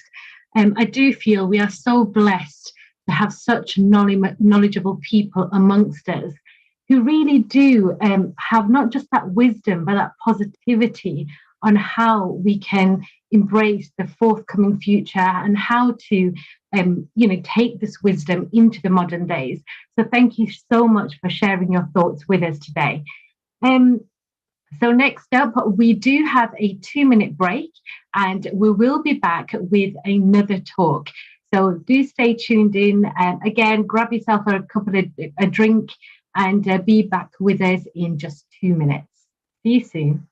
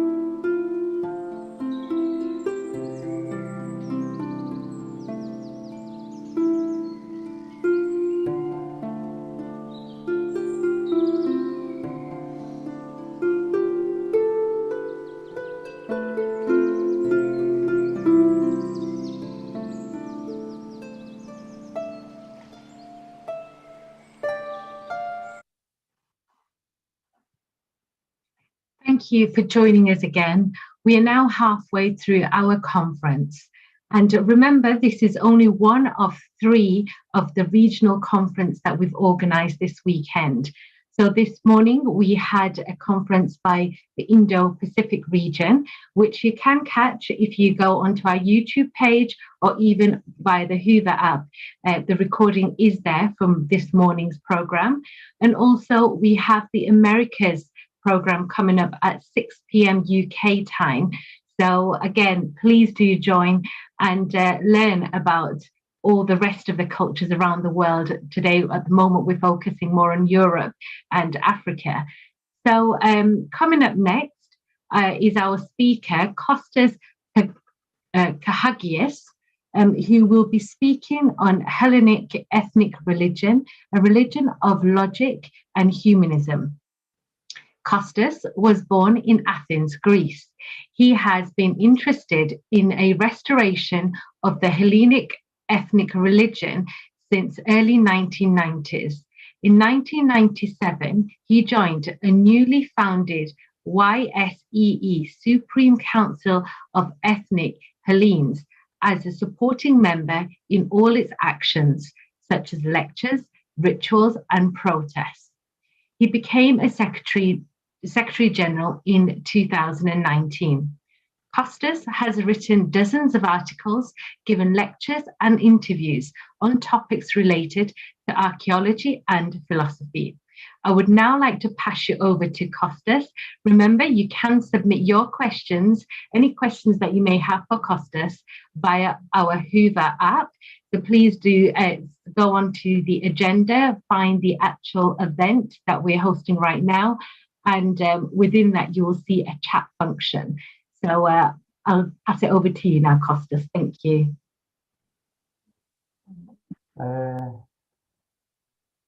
We asked to play a video before. Okay.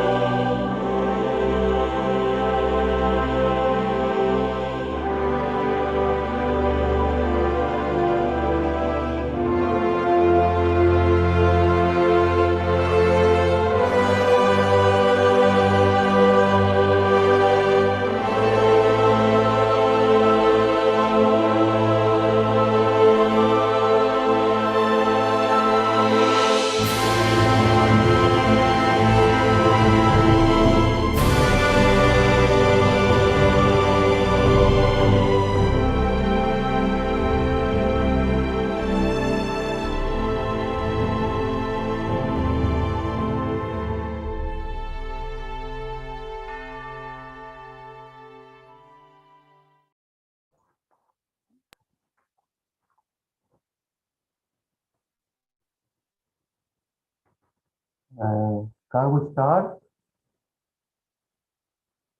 Okay. Thank you for the invitation. I'm honored to be here. We emerge as beings through the ocean of the eternal being, and the entirety of our life is merely a ripple on the surface of this ontological sea. Afterwards, we immerse ourselves again in it, in that the Greeks called cosmos, a word that in Greek signifies the ornate and orderly part of the infinite, a real jewel enjoyed by mortal and immortal entities alike. We come into this world with the consciousness that allow us to perceive our mortality and have senses that allow us to perceive the environment around us. We have a purpose in the manifested world, even if we do not realize it, and we contribute through our life in maintaining the eternal being. And this is how the human journey through time begins. Ladies and gentlemen, thank you for attending this presentation on the worldview of the Hellenic ethnic religion. For the Hellenists, the cosmos is eternal, timeless, self-created, without an external creative source, indestructible, dominated by necessity, and permitted by reason. The world, though perfect, evolves internally until it reaches a new orderly perfection. Its inner parts interact through two principles, the passive principle of matter and the active principle of reason. The cosmos does not move linearly. It has no beginning and no prescribed end. It moves in a circular direction. It self-ignites, self-destroys, and it's recreated periodically. Κόσμο των δε των αυτών απάντων, ούτε της θεών ούτε ανθρώπων επίησε, αλλά είναι αή και εστίν και έστε πήρα ίζων, απτόμενο μέτρα και αποσβενήμενον μέτρα. Which means that this cosmos was not created by either God or human, but has always existed, exists, and will exist as eternal fire, which light up in moderation and goes out in moderation, as the philosopher Heraclitus very simply described it. The Hellenic ethnic religion does not have a foundational time or a mortal founder to whom a dogma was revealed. It's a creation that emerged together with the consciousness of human mortality and evolves in parallel with Greek culture.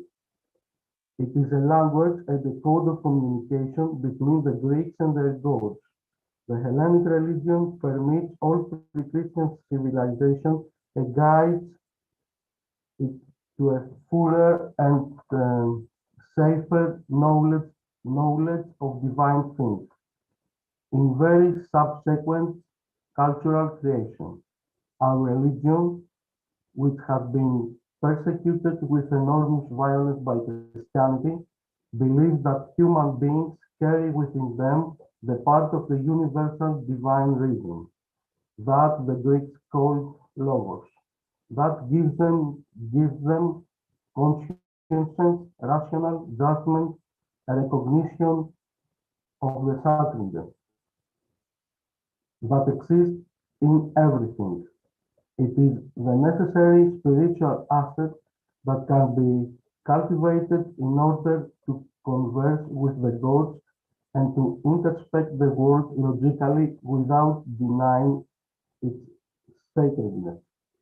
The reason that deals with us in the immortal part of the soul that give us the ability of speech, imagination, abstract thought, conception of ideas, contemplation, and finally provide us with the ability to philosophize. After our biological body ceases to exist, this part of the universal soul that accompany us throughout our life is reunited with the whole from where it originated. Another result of the logical conception of the cosmos is the rational reception of the gods. The gods have emerged from the true being as a simple multiplication of itself into separate entities, and for this reason they retain all their qualities, which are immortality, infinity, and knowledge. The mission of the gods is the establishment and maintenance of the unity and the order of the cosmos. Thus, the true gods are perfect beings that impose order and possess immortality and knowledge. They infuse the world without any abstraction by acting on it. They are subject to the natural laws, and they serve and they partake in the eternal rebirth and continuous synthesis and decomposition of the forms. The myth of Prometheus contains all supporting evidence that the Hellenic religion goes hand in hand with human evolution and culture. Let's start with fire. This gift that appears suddenly on Earth, usually after a lighting, coming from the sky, the abode of the gods, acquires a special presence in human life. Fire marks the transition from wild to civilized, from animal to human. This transition happens through the consumption of cooked food, with the evolution of technology, and with defense and protection. Fire is a precious weapon, an aid that comes from the sky, a gift from the gods that facilitates the survival of humans and at the same time lay the foundation of civilization and technology. This gift from the gods is given out of kindness and human species without self-interest. The only thing that is required in the ancient general principle that governs the relationship between gods and people. A gift for a gift. It is the duty of humans to remember their guardians and to sacrifice the origin of their bounty in their name. This reciprocity demonstrates that its value in recognized and thus lays the foundation of what will later be recorded in Stoic philosophy as humanism. A second religion innovation introduced with the gift of fire in the change of sacrificial ethos. Fire mediates between the world of the mortals and the world of the gods, transporting the offered sacrifices to the sky through smoke. This new sacrificial practice also implicates the shift of the orientation of worship from the chthonic to the celestial Olympian, of wisdom, moderation, and virtue. This change in sacrificial ethos show that Greek worship is not based on dogma, but has a dynamic and a static side. The static side relates to the indestructible and eternal world of the gods. The dynamic side relates to the way of perceiving the world of the gods, and the expression of this perception is meaning that shape the cultural reality and the daily ethos. Fire not only lights a night path, but also casts its light to new inventions, new constructions, and new artifacts. Fire has the power of processing the metals, dividing them from the earth's solid pieces to create jewelry, worshipping god statues, tools, and weapons. This metal processing provides man with a wide range of capabilities, but at the same time, man runs the risk of going beyond of his own limits, leading himself to hybris, a state of no virtue, where human is degraded to be a wild creature, immoral and surrendered to its immodesty. Prometheus, along with fire, brings people the remembrance of hybris, which remain hidden in the shadow, expecting humans to cross their limits.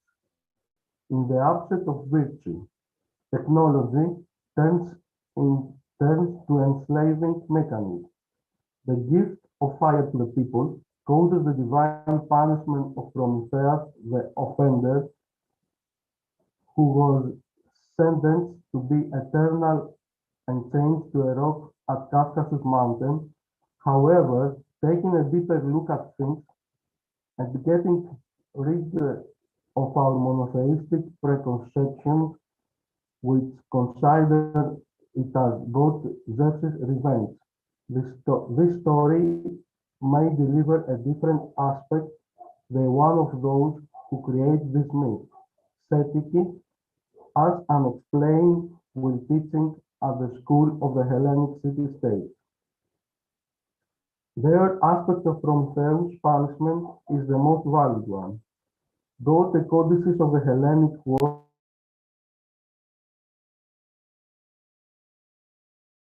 and regulate its operation, consequently, the number of the gods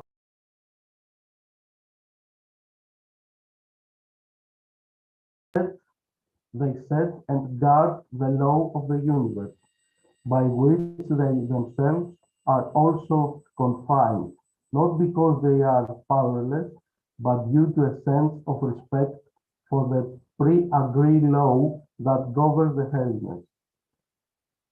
On the contrary, if the gods show favor to a particular human being, breaking the laws of existence they themselves set, that would definitely be a sign of weakness. Another reason that made gods not to intervene to human destiny, giving immortality, for instance, is that by doing so, they wouldn't disturb the order that calls death for every man born. Gods, along with a self-sufficient being, have given people the ability to be immortal only when they don't break the pre-agreed law, either for better or worse, but stay within limits, just like the gods do. In complete contrast to that its claims of monotheism, our gods, the gods of polytheism, are so exactly because they set the law and the need above any human weakness, and by doing so, they force the Hellenists to overcome every obstacle and reach perfection by struggling to achieve works of greatness.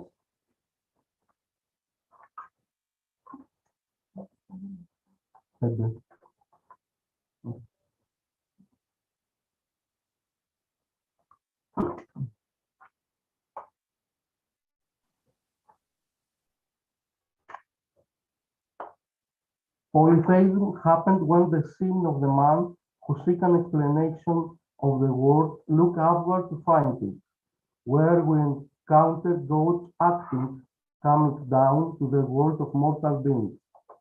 This type forms a variety of morphic representation of the divine beings, as well as the initial causes.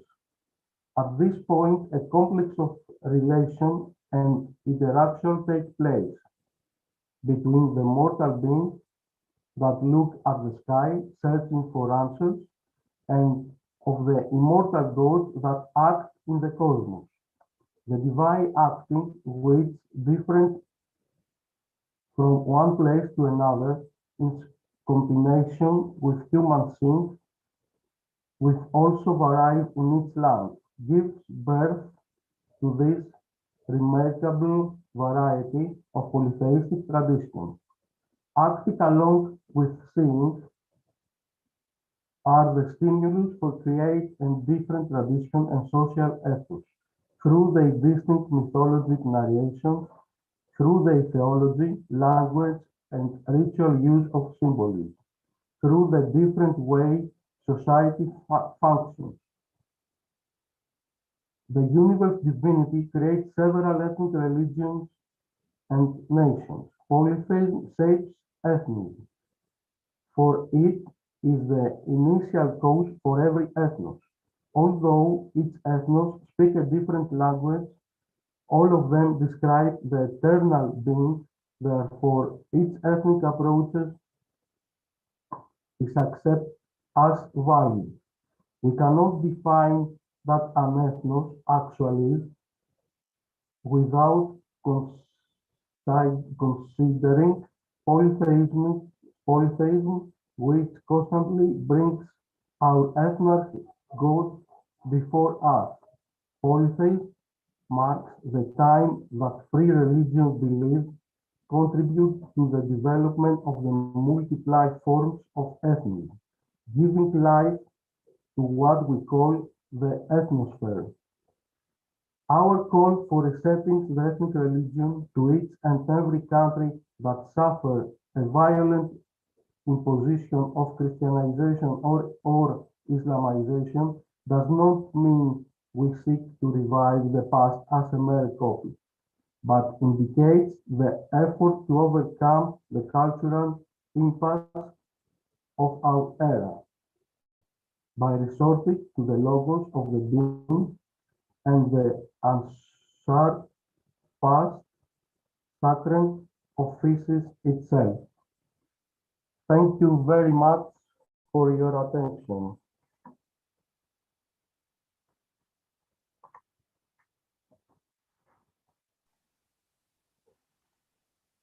If someone has Hi, Costas. Thank you so much for the video presentation. It was definitely interesting, and thank you for your talk as well. Now, unfortunately, we don't have time for Q&A. However, for those who have submitted a question, we would love for you to answer them offline so we can definitely present those questions to you, forward them on, and we can answer the audience's question via the Woover app. Hope that's okay. So now we will go to an extended 5 minutes break. I appreciate that all of us have been sitting for quite a long time, so do take a bit of a stretch. We want you back for the final session for today, and with lots of energy and enthusiasm, and we definitely want to hear from you as well. So we will now have a 5 minutes break, and I look forward to seeing you on the other side.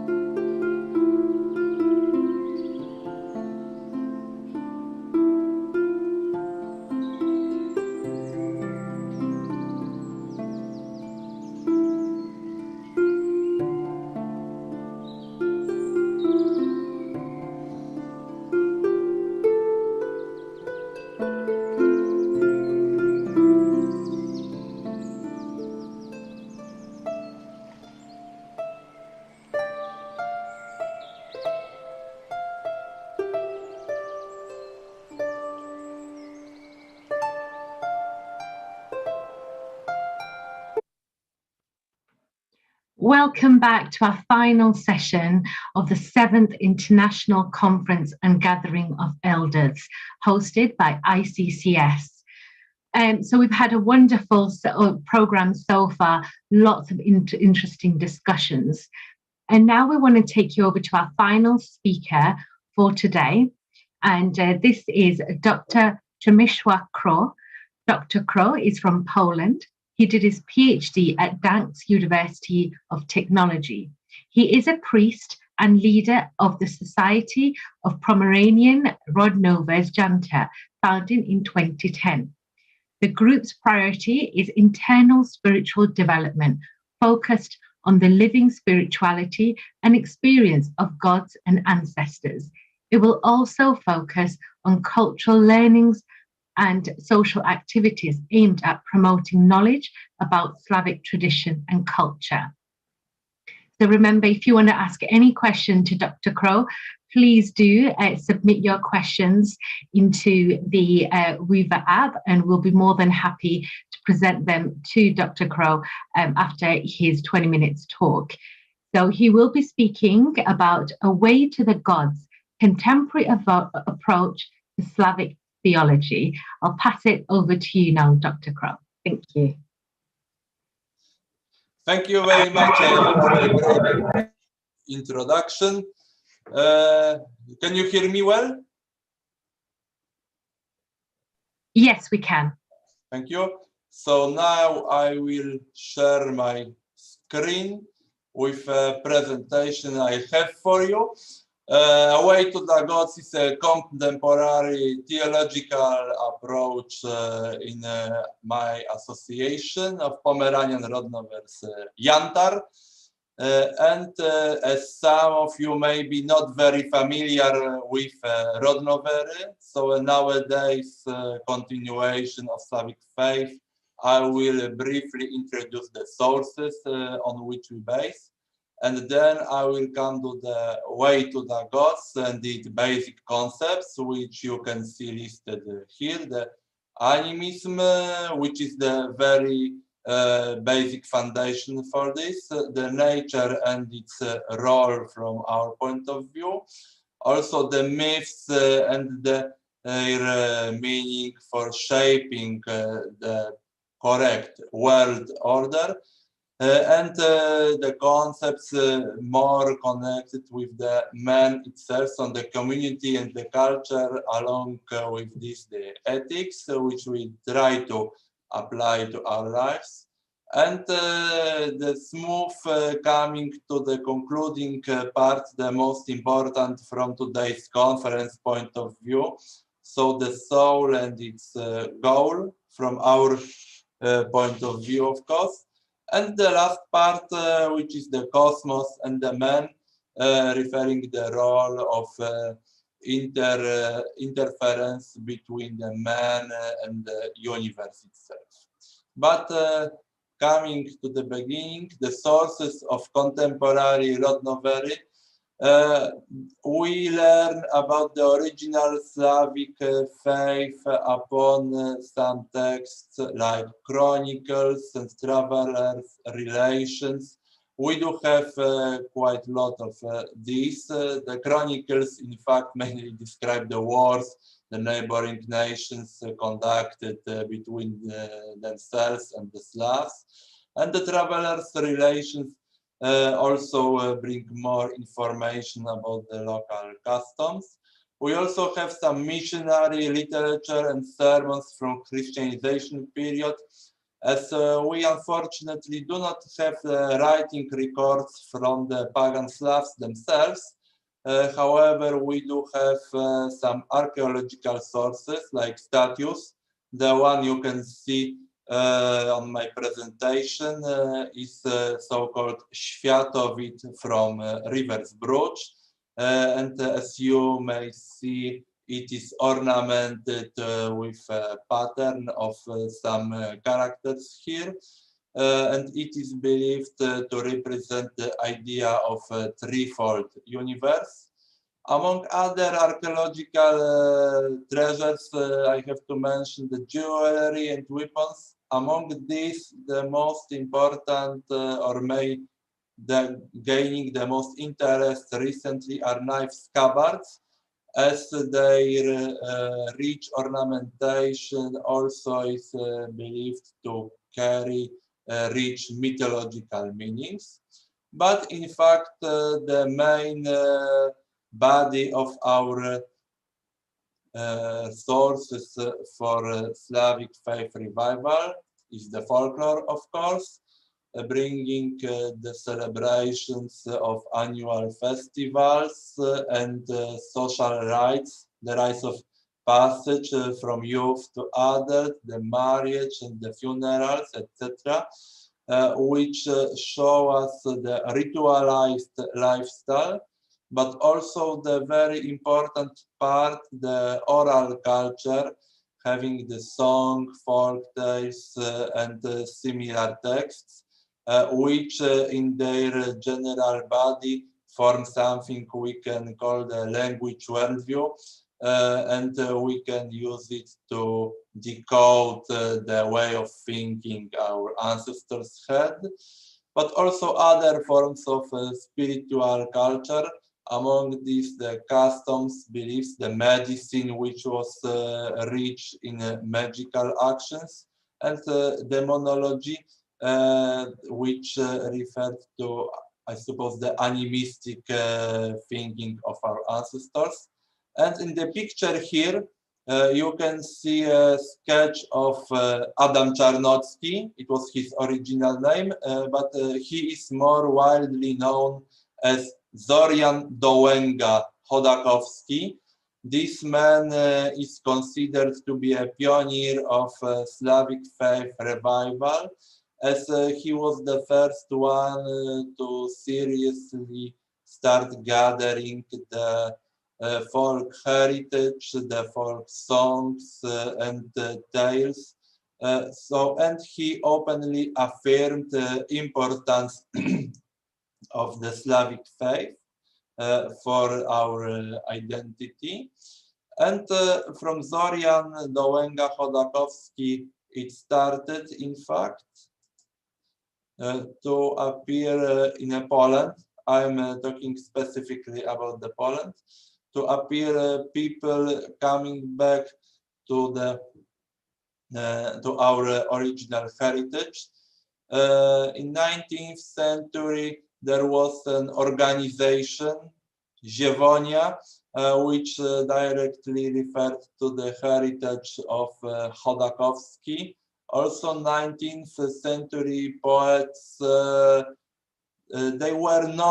poets were not in fact the pagans themselves, or in most of them did not recognize themselves like this, but they started to include the folk elements into their art. And quite important character is Roman Zmorski, who also started gathering, he also was involved in gathering and analyzing the folk material. However, the more active Slavic movement started just before World War II, where there started some organizations like Zadruga or Światowit Venerators Circle. And among these organizations, I have to mention the Hornet Heart tribe. Its leader and you can say a chief, Stanisław Szukalski, is visible here. Hornet Heart tribe was in fact not strictly religious organizations. It was a group of artists. Szukalski himself was mainly a sculptor. However, he also left quite a lot of drawings and paintings. And Hornet Heart tribe affirmed creating a purely Polish national art, branch of art. But the most important from our point of view, I suppose, is Franciszek Frączek, who was the longest living member of Hornet Heart tribe. This organization is already dead, in fact. And Franciszek Frączek openly affirmed also importance of original Slavic beliefs. I also would like to mention Professor Maria Janion, who was unfortunately deceased quite recently. I put a dot at her surname as far as I know. She did not recognize herself as a Rodnover. However, she made a very important statement that the baptism of Poland, along with huge destruction of our tradition, left unhealed scar on the Polish hearts. And in fact, she also spoke about the importance of Slavic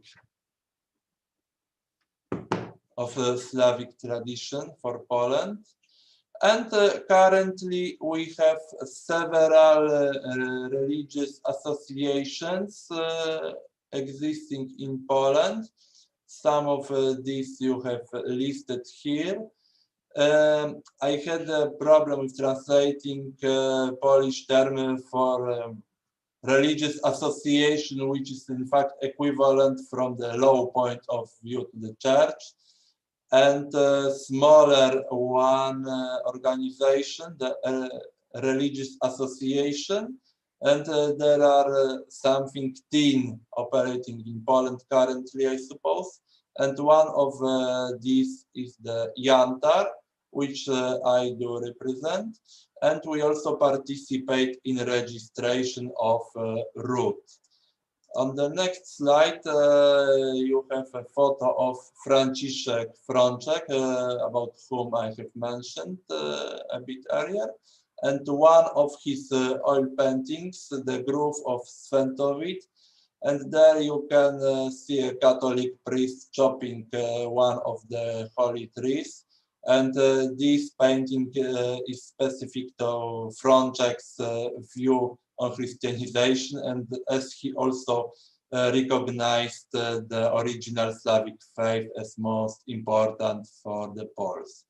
But coming to the nowadays concepts and the main topic of my presentation, the way to the gods, it's a contemporary system proposed of Slavic theology.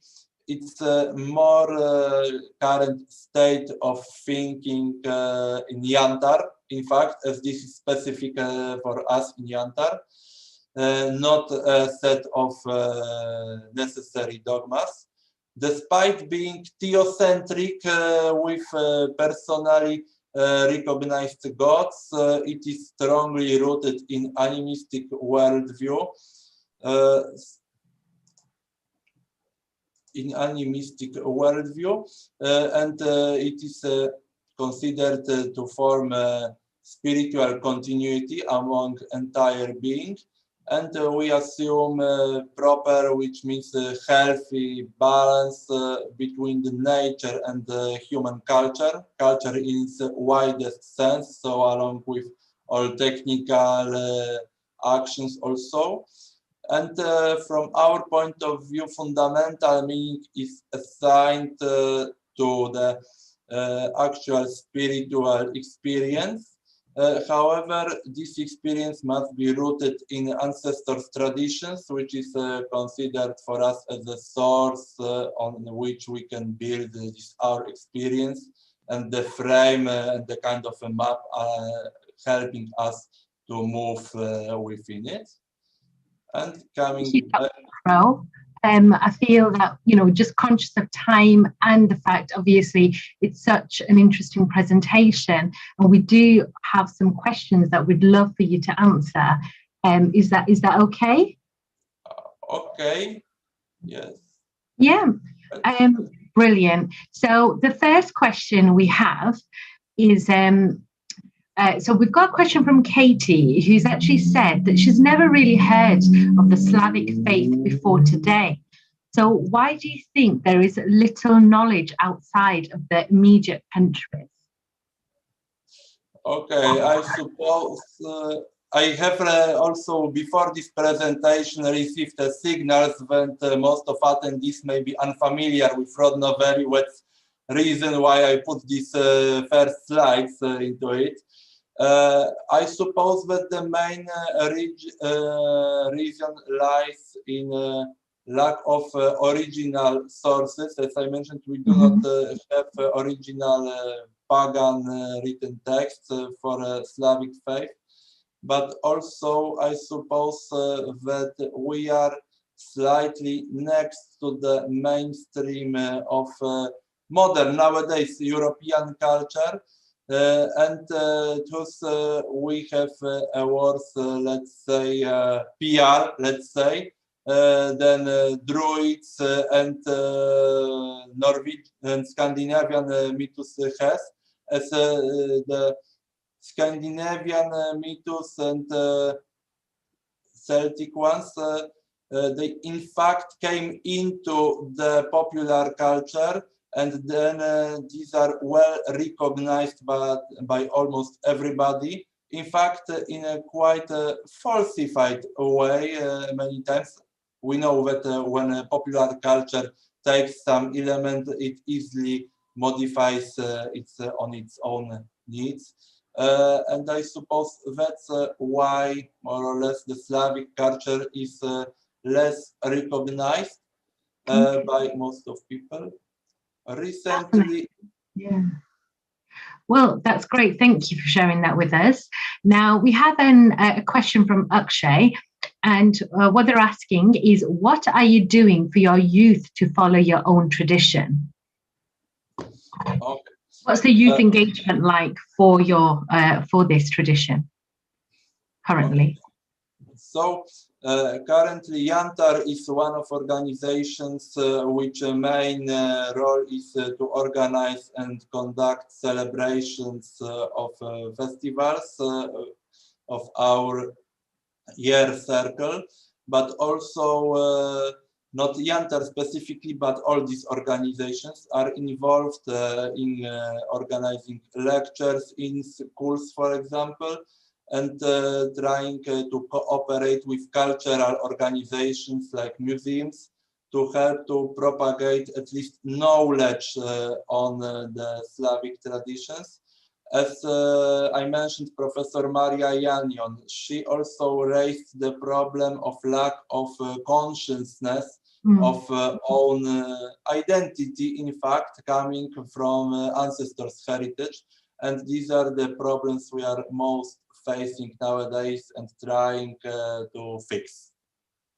Great, that's fantastic. Now, how do you balance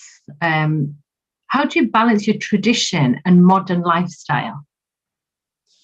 Okay, as I mentioned during my presentation, we put the most weight to the own spiritual experience. It is, I suppose, quite easier for an animistic worldview, as we recognize the living spirit even if everyday use tools and items. So we can try to approach them similarly as our tradition gave us our ancestors approach the spirits of nature and in fact spirits of their households. But in fact, some of Rodnovers complain that their, let's say, everyday life lacks, from their point of view, spirituality, as modern times just take us, require too much focus from us on everyday affairs. And in fact, the main points at which we celebrate our spirituality are the celebrations of annual rituals and the social rites, in fact. Right, okay, thank you. Now, Katie has asked a question. Would you say that the Slavic faith incorporates ancestor worship? Could you repeat, please? Or... Would you say the Slavic faith incorporates ancestor worship? Yes, of course, it incorporates, that's the word I didn't understand. the ancestors worship. We have, in fact, several rituals focused on the ancestors cult. The most important of them is in beginning of November. It is called Dziady in Polish, which you can directly translate as ancestors, but also the spring celebrations incorporate worshipping them. The ancestors are recognized as our guides, and we often ask them for their support. And in fact, in Yantar, we invite the spirits to participate in each of the celebration that we conduct. Excellent, excellent. So, sorry, I'm just finding the question. So, are Slavic traditions closely related to the Nordic and the Germanic traditions? I think it might have something a bit similar. Yes, in fact, the Indo-European comparative mythology is a basic tool for recognizing the Slavic mythology. And I can say that these are closely related.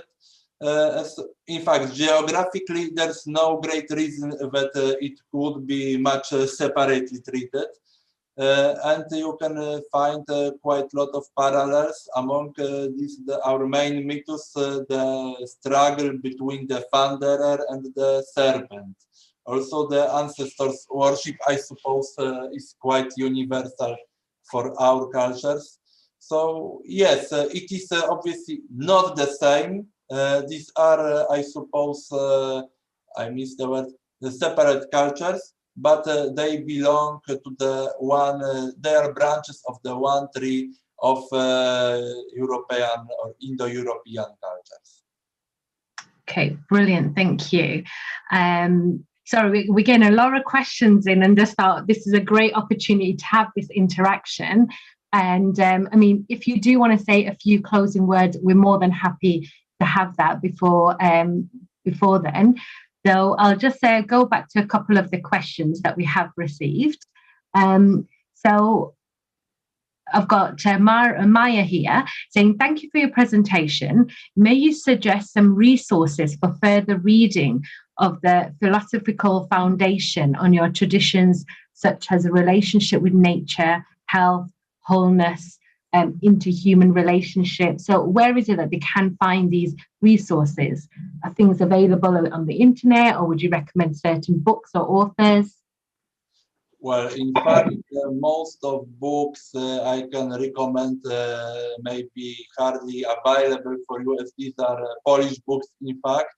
Some Russian issues are also, mainly Ivanov and Toporov from Russia are valuable. However, I would advise to avoid at least initial part searching in the internet itself, not maybe looking for the books in the internet, but I would advise to avoid pages describing the Slavic mythology, as due to scarcity of sources, there are a lot of people who try to, let's say, fix the gaps on their own and to create some own propositions with not much base in the source material. So first of all, I would advise to seek for some scientific journals on religions and Slavic mythology, and then come to the books. Okay, so you made a really interesting point there, the scarcity of the resources. Now, what is it that your group can do to kind of help towards this? I mean, have you embraced the social media platform? Is there certain things, ways that you're trying to educate people about the Slavic tradition to make sure that misunderstanding or misrepresentation isn't happening, which is easily done, especially in the world of the World Wide Web? So what is it? How are you tackling that?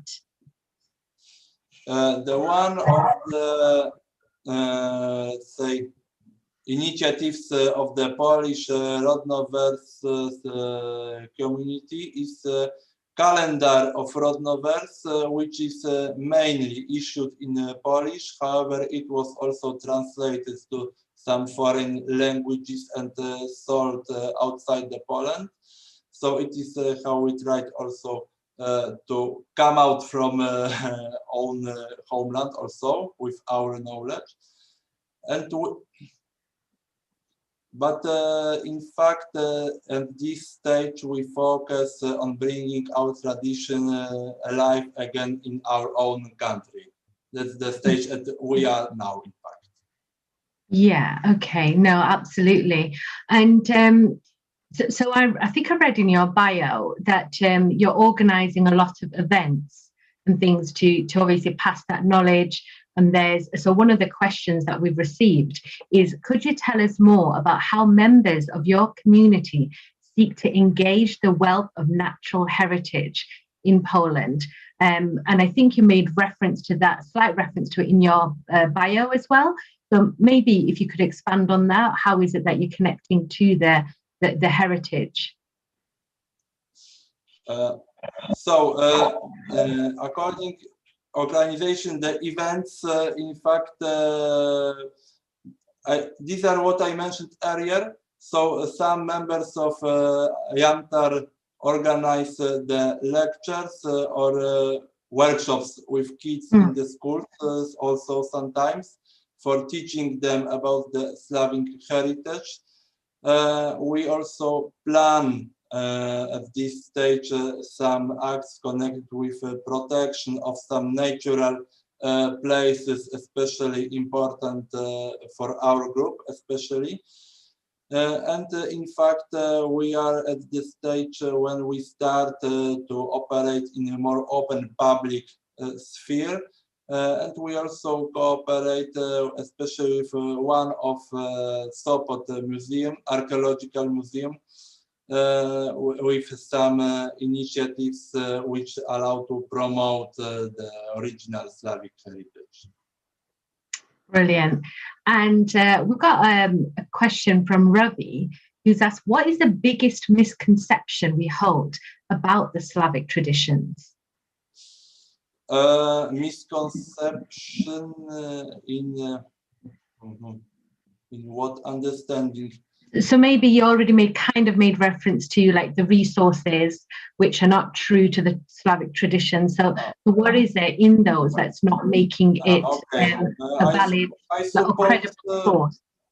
I suppose that in such understanding, the main issue we have to face now is maybe not even the lack of resources, because we lack the resources from the original historical period. We have the resource as the folklore, which I mentioned, and it is quite a good base for us, as it preserves a lot of original tradition. The main issue, in fact, lies in modern times, where because in Poland the Rodnover movement is quite young, in fact, especially comparing to Lithuania or other countries with longer traditions of ethnic faith revival. So we are in fact forming the contemporary Rodnovery and building our social recognition. Excellent. So what we'd love from you, Dr. Crow, is like some closing remarks on the topic. It'll be great to have a few words from you before we end this session.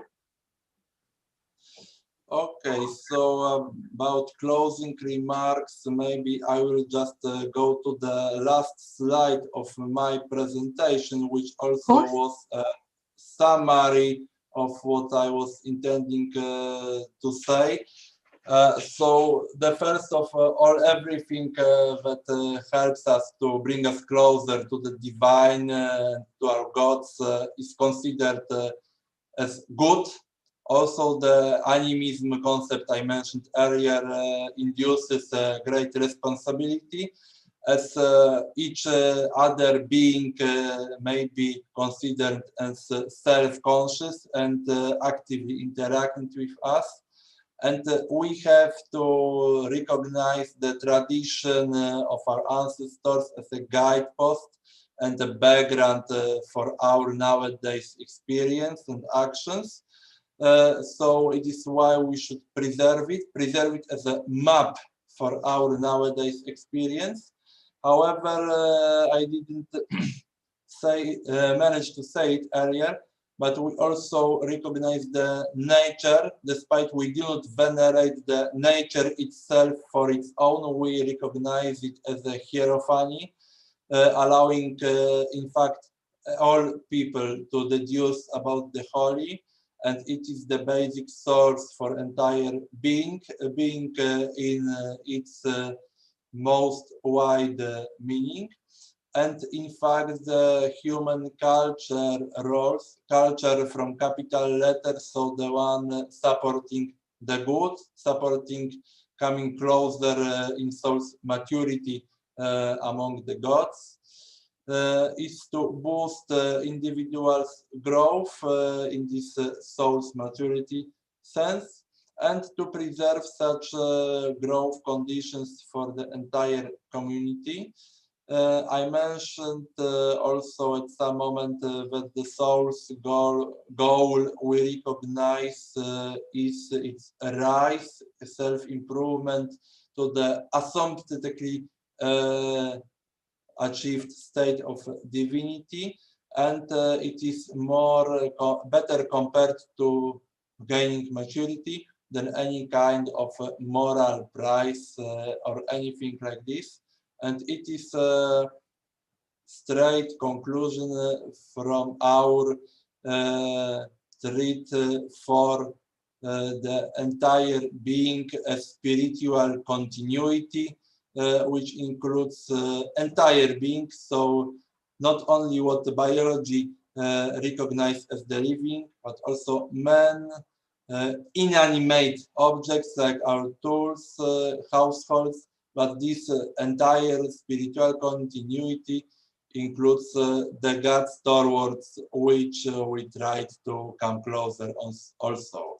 So I suppose it's everything I could tell you in this time. So thank you very much for your attention. Thank you so much, Dr. Crow. That was definitely, something that we've all learned. It's not a tradition that many of us are familiar with. So just you giving that insightful information has definitely raised so much curiosity amongst us. And that just goes by all the questions that we've been receiving as well. So thank you to everyone who's contributing and want some more knowledge from our expert speakers. So thank you. That was Dr. Crow.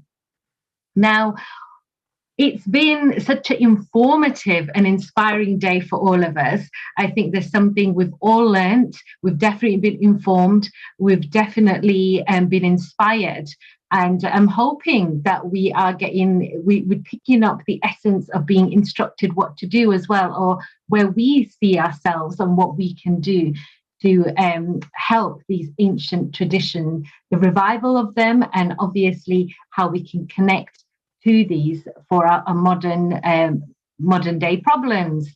So it's been definitely an interesting session.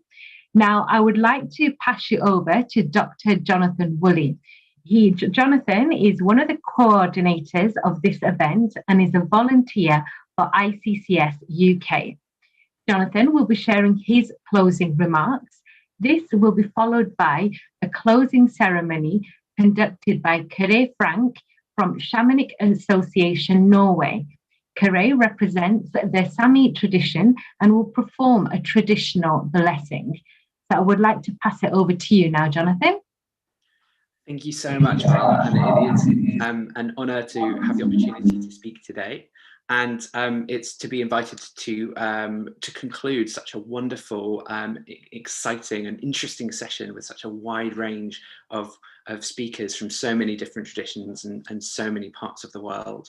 I'd like to begin by just saying thank you to all of our speakers, to Judy Ling Wong for an inspiring introductory survey of the kind of global context in which we are all living right now, and also a beautiful opening prayer, to our panel, led by Drishti Mai and doctors Elst, Nomagugu and Ram, who led a fascinating discussion about how we can sort of deal with some of the kind of historical, environmental and social pressures that our traditions are all dealing with at this time. And then followed by two fantastic, broad-ranging lectures by Mr. Chagas and Dr. Kroll, who gave us both an insight into Hellenism and Rodnovery, respectively, and also helping understand how these two specific traditions are dealing with the challenges that our panel discussed. So it's just absolutely fantastic and really, really wonderful.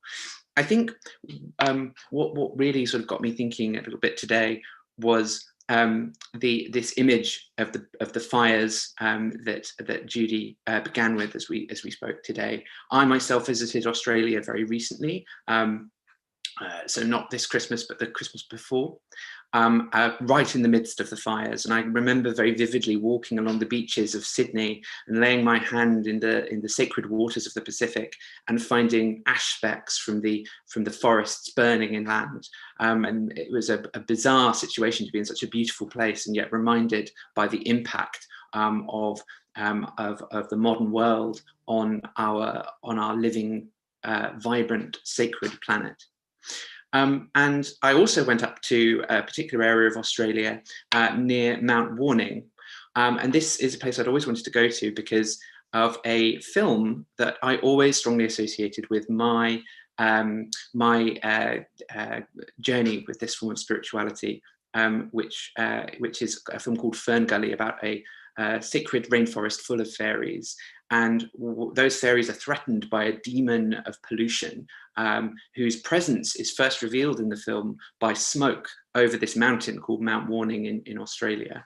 And when I was there, first time I'd ever been to Mount Warning and seen the place where this cartoon was set, there was smoke from fires over Mount Warning. And I felt that there was a weird, strange symbolism to that for me. And so to hear those same themes being discussed today, because what's very clear is that the science and the elder wisdom both agree that we are in a moment of profound cultural, spiritual, and ecological crisis. And though there might be a great deal of hope for us all to work together to rise to the challenge and to address the problems that we're all facing, there is a real need for us to work together now and to build those common solutions. And it seems that the common thread through all of the talks that have been led today is accessibility, promoting access to our ancient traditions, making sure that people have the resources they need to explore and to discover the wisdom held in our traditions for themselves, whether or not that's educational resources in schools, such as we saw in Mr. Katsagayas's talk, or providing other resources online and information about ancient traditions and so on. There's a wealth of ways we can do it. And as Judy said at the beginning, really the wisdom and the power of nature, it's the same in both cases. If you introduce people to wisdom, if you introduce people to nature, they will do the work for you, and they will help achieve the kinds of changes within people's hearts that we're looking to accomplish. So once again, I just want to say a great thank you to all of our speakers, and a great thank you to everyone who has joined us today. I look forward to seeing you all tomorrow for another a schedule of talks and panel discussions, which I hope will be every bit as exciting as today. And I now hand over for our closing prayer. Thank you.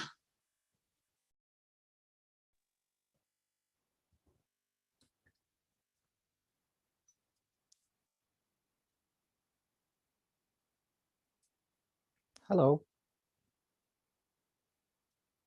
I'm not seeing myself on the screen. Am I on? Sorry.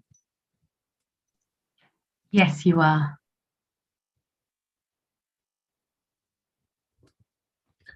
Greetings, all. I'm greeting you from the Arctic region of Sapmi. I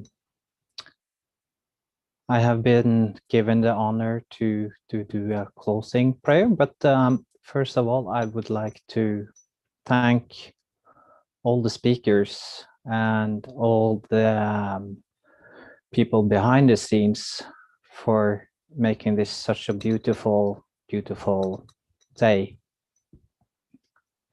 And lastly, I want to thank the participants who have been watching, because even if you are digitally present, you contribute to the overall feeling with your energy and your present. So may he who comes with the wind send blessings to us all. And I would like to call upon the ancestor who support every step we take. And I really believe that they are looking upon us and smiling right now. May they continue to support us and guide us, seeing the good work that is done here. I often pray using the drum, so I would like to invite you to join me in prayer and give thanks and praise for this day together.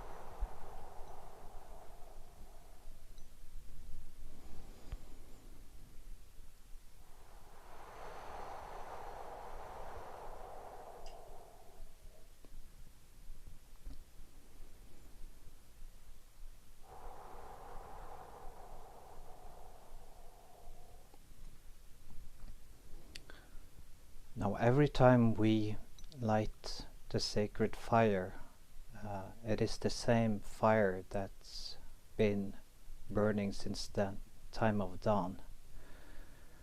And it's the same sacred fire that is lit up all over the world. Today, there's been rekindled a fire in our heart. And I pray that we bring this fire with us in our heart when we continue to do the good work over this weekend. Thank you.